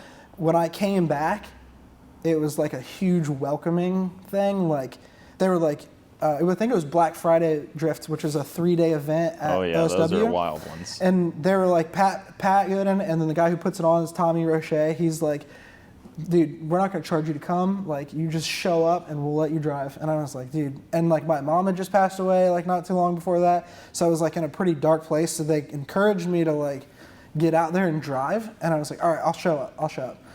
So like in my like bougie like Mike Massey fashion, we like rented this crazy RV, and like it was funny because it was like 42 feet or something, and then I had like a 28-foot enclosed trailer with my car and stuff. So we're pulling like 75 feet of whatever, dude, down I-4. Way over the just like gosh, 5 feet over the legal limit. It was so crazy, but I showed up there and I drove, and it felt so good.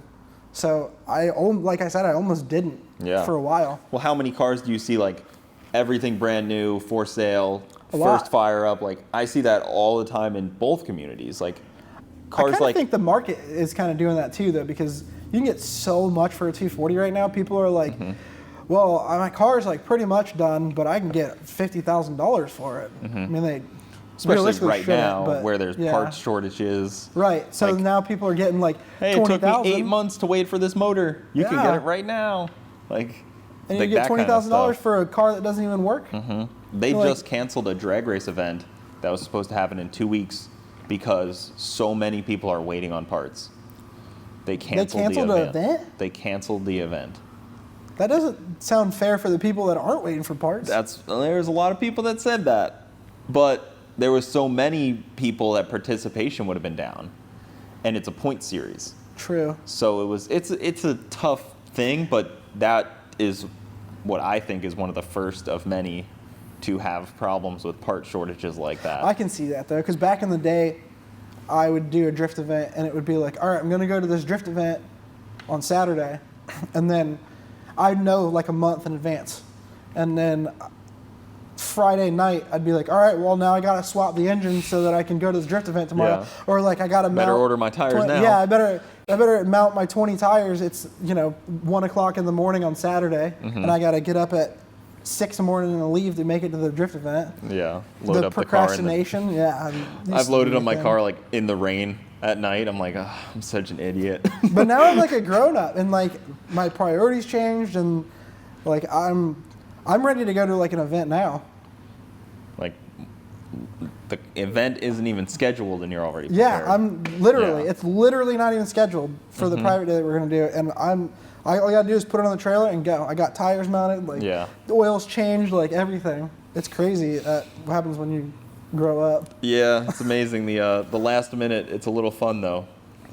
So the stress is I like don't know, man. almost part of the. It's feel almost like- part of the growing pains of being a racer of any kind. Dude, motorsports is stressful. It definitely is, and there's so much drama and craziness in it, and there's so many reasons not to do it. Yet we all still do it. I was thinking about it the other it's day. toxic. I was thinking about it the other day on my drive home. I had the car in the back, and I was like, man, there are so many reasons not to drag race. And here I am. Yeah. Still, my dumbass is still going out and doing it. Yeah, it's just a toxic relationship all the way around. It really is. Oh man. You spend 10 grand for a weekend to go try to win 5 grand or 2,500 bucks. Why are we talking about this? God, I'm getting anxiety thinking about all the money that I just spend for no reason. It's grassroots, but Dude, so before I owned my own business and I worked for an independent shop, the owner of the company was always I don't know why he's a very like conservative guy, like he's good with his money and stuff like that. He was like, I don't know why you spend all your money on racing. All you do is spend all your profits on racing, and then what? Then you struggle to get by until your next paycheck or something. And I'm like, I mean, what else am I supposed to do? I don't know anything else.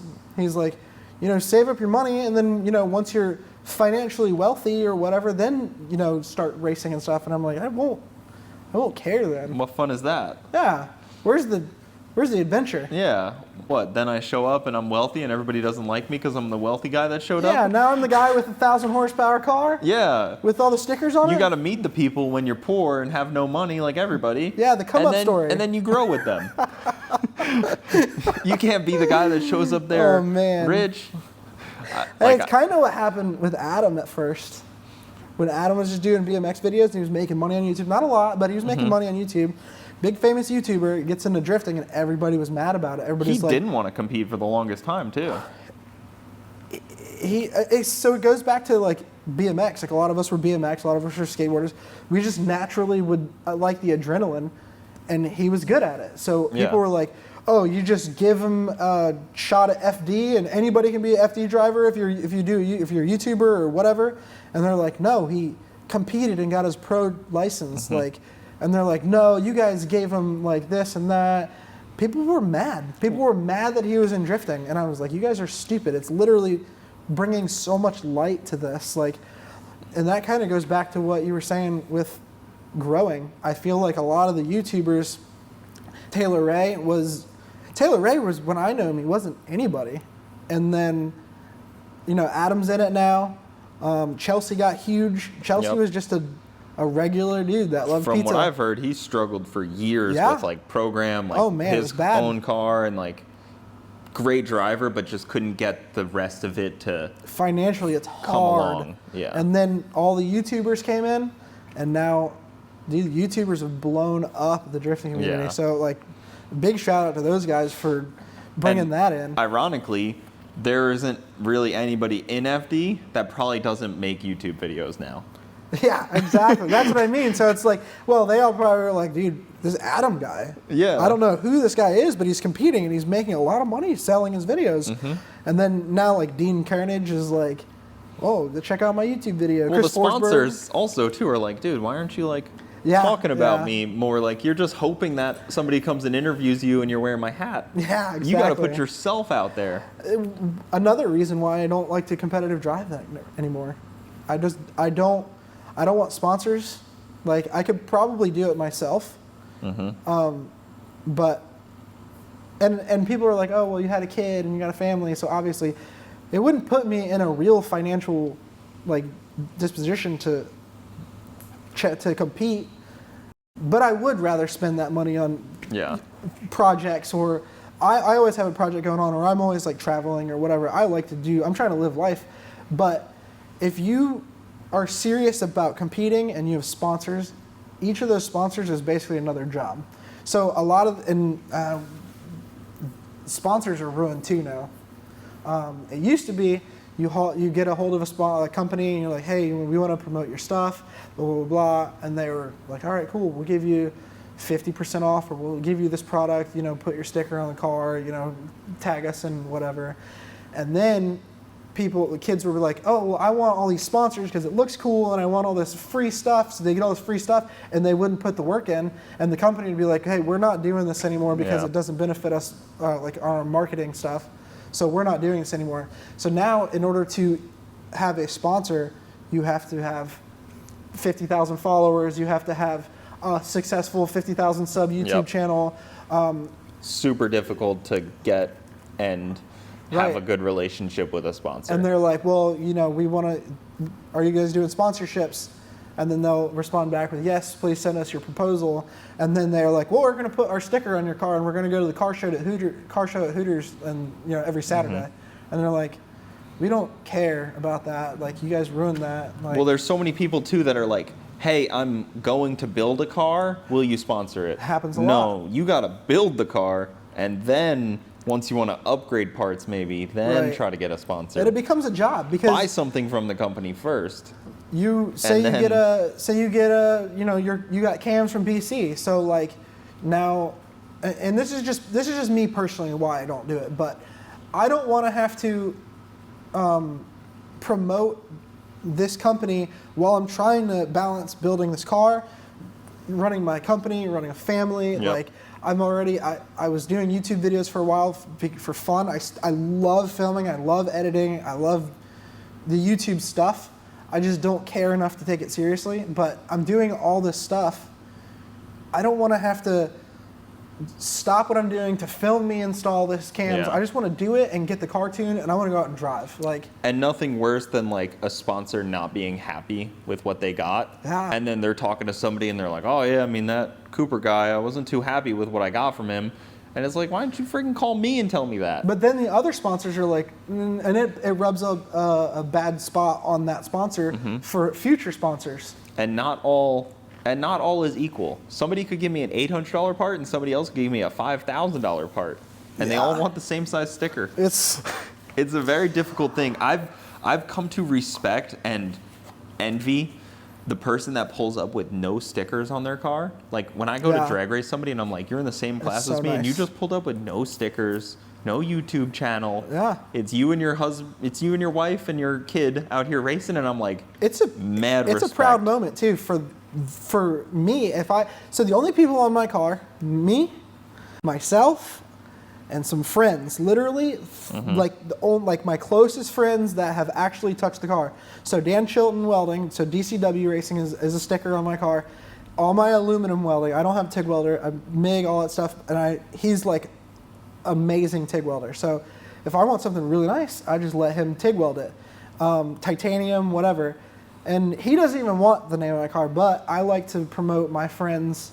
Yep. And that's it. I won't promote companies and stuff because it's just gotten to the point where I'm not wasting my time for 10% off of something.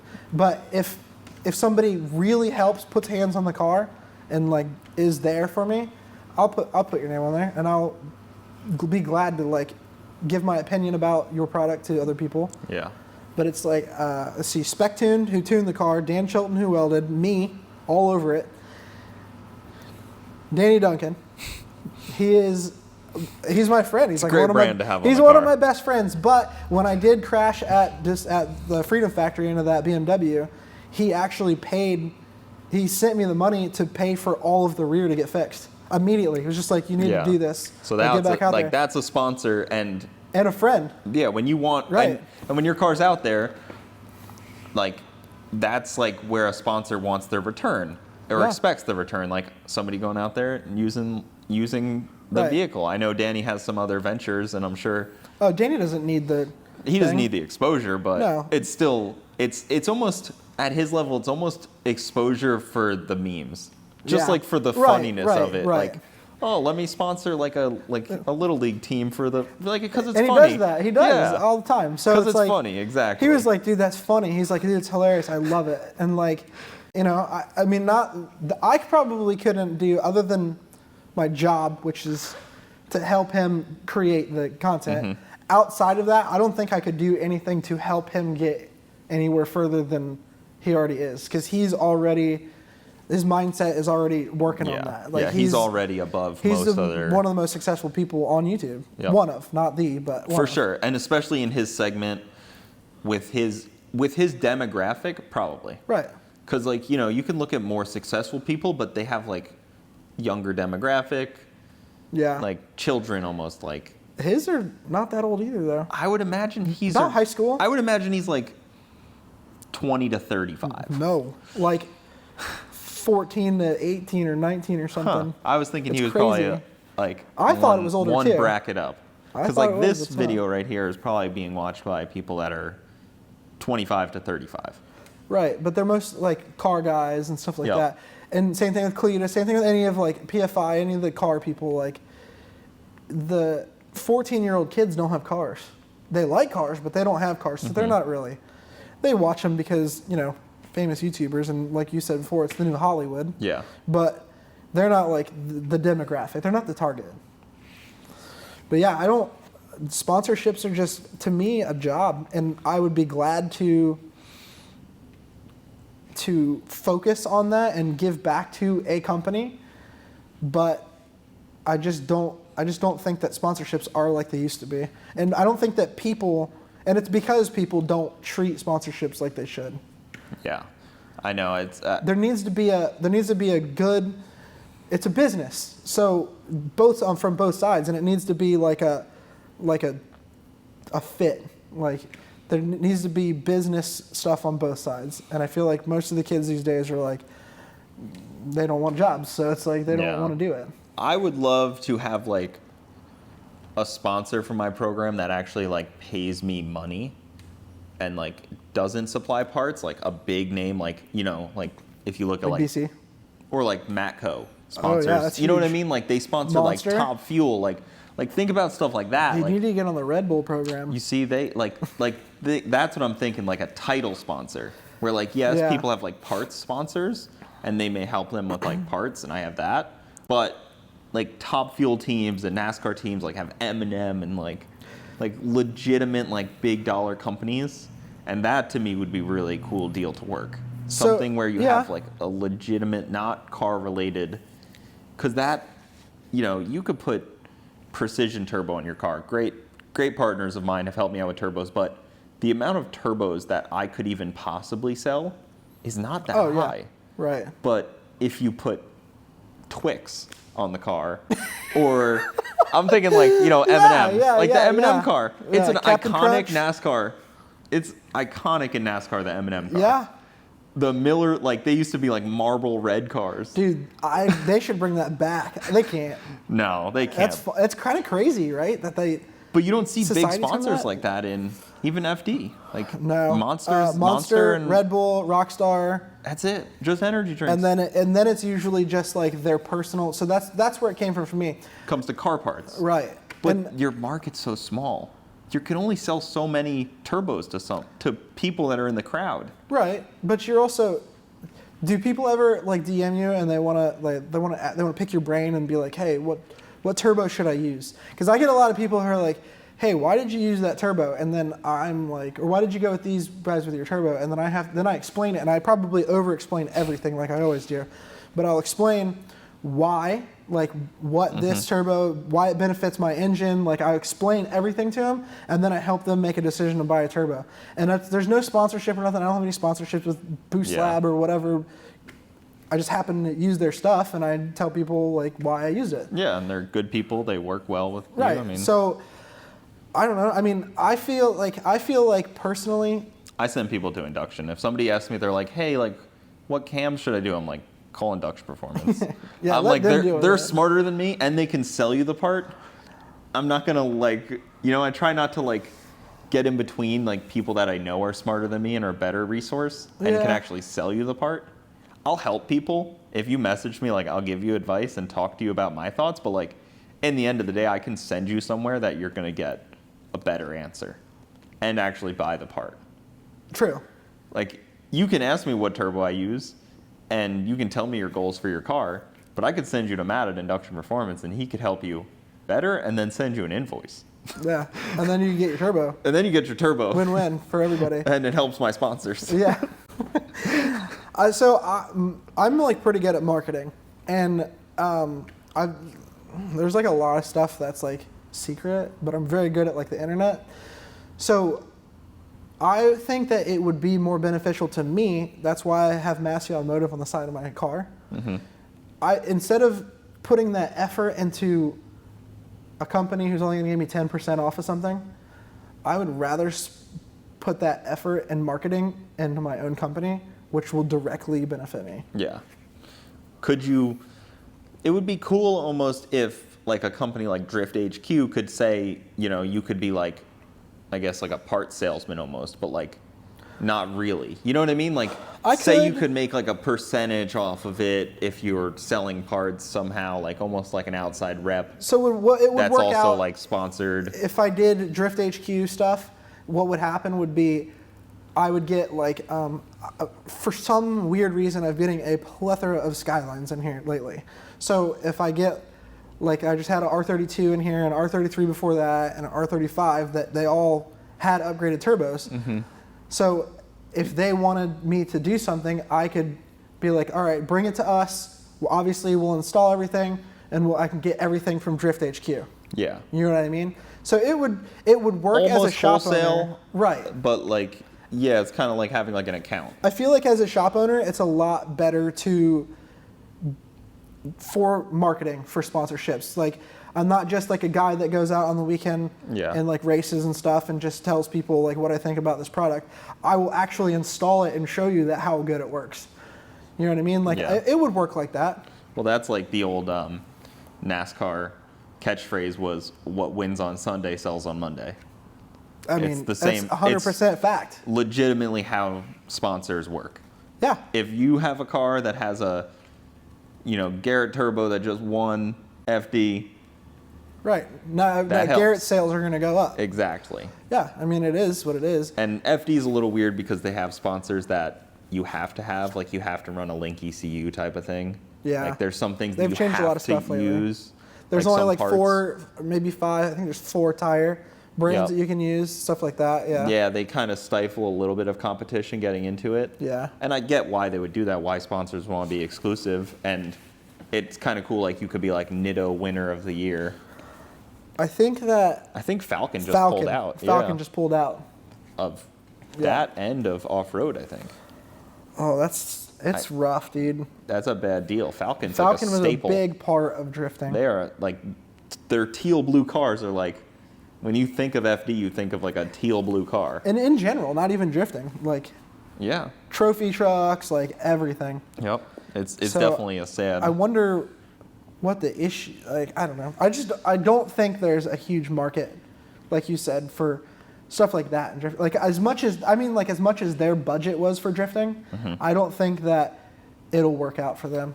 Well, that's like exactly what I mean by like a company.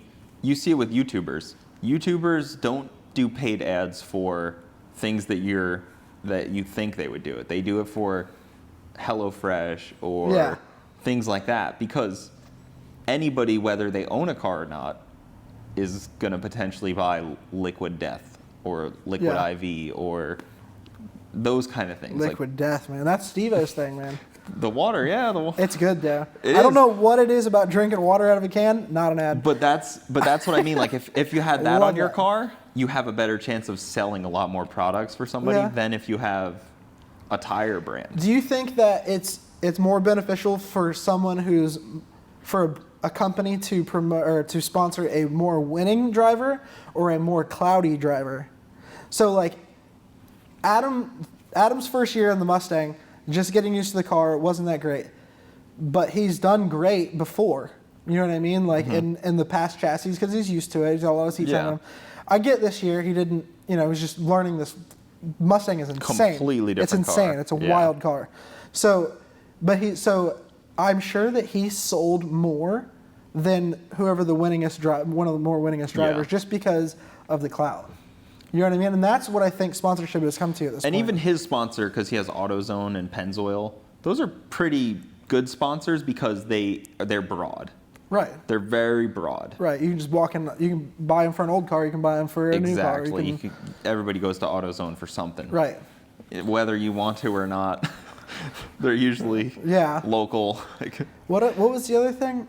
Oh yeah, well, Monster. Monster, NOS used to be like the biggest. NOS, I remember at CFRC that NOS was even sponsoring CFRC events.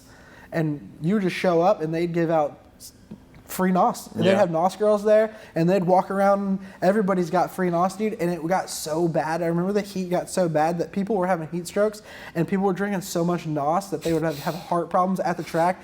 EMTs would be showing up all the time at CFRC and they were like, hey, we're done here. Well, that's like one of those things, like they probably sold more NOS because people are like, dang, it's so crazy. You can heart palpitations. That's sick. You know, like when somebody dies on a roller coaster at a theme park, like it goes up, attendance goes up. Yeah, they're like, dude, this roller coaster must be crazy. Dang, that guy died there. Like, I'm going to go try it. It goes up. Like, it's a weird adrenaline junkies. It's a weird human psychology thing that we like that kind of stuff. Well, we could wrap it up there. So, huge thank you to Mike for coming on. If you guys need any, general service or? General service. Skyline custom, stuff. There's not many people you could call to work on like a unique car that you can kind of do. Yeah. There's not many repair shops that people can find to work on like a 2J or an RB or like a Mustang or something. Yeah, like, I mean, anything from like 57 stuff. Chevy, like Lambos, a Lotus, there's a Pontiac G6 out back. You know 240s and drifting Tesla, well. So. Yeah, stuff like that, anything. Masse Automotive, Instagram, YouTube, Facebook. Yeah, Instagram. I don't really care about my YouTube. It's Instagram. Okay. Yeah, so Instagram. If you guys are in the Sarasota area and need some work done or some advice on some drifting stuff, maybe hit up Mike.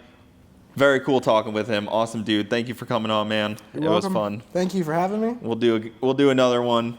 Maybe peak FD season. We can talk about it a little bit once we're. Oh, it'll get going. Yeah. So, all right, guys, that'll do it. Thanks for watching. We will see you next time.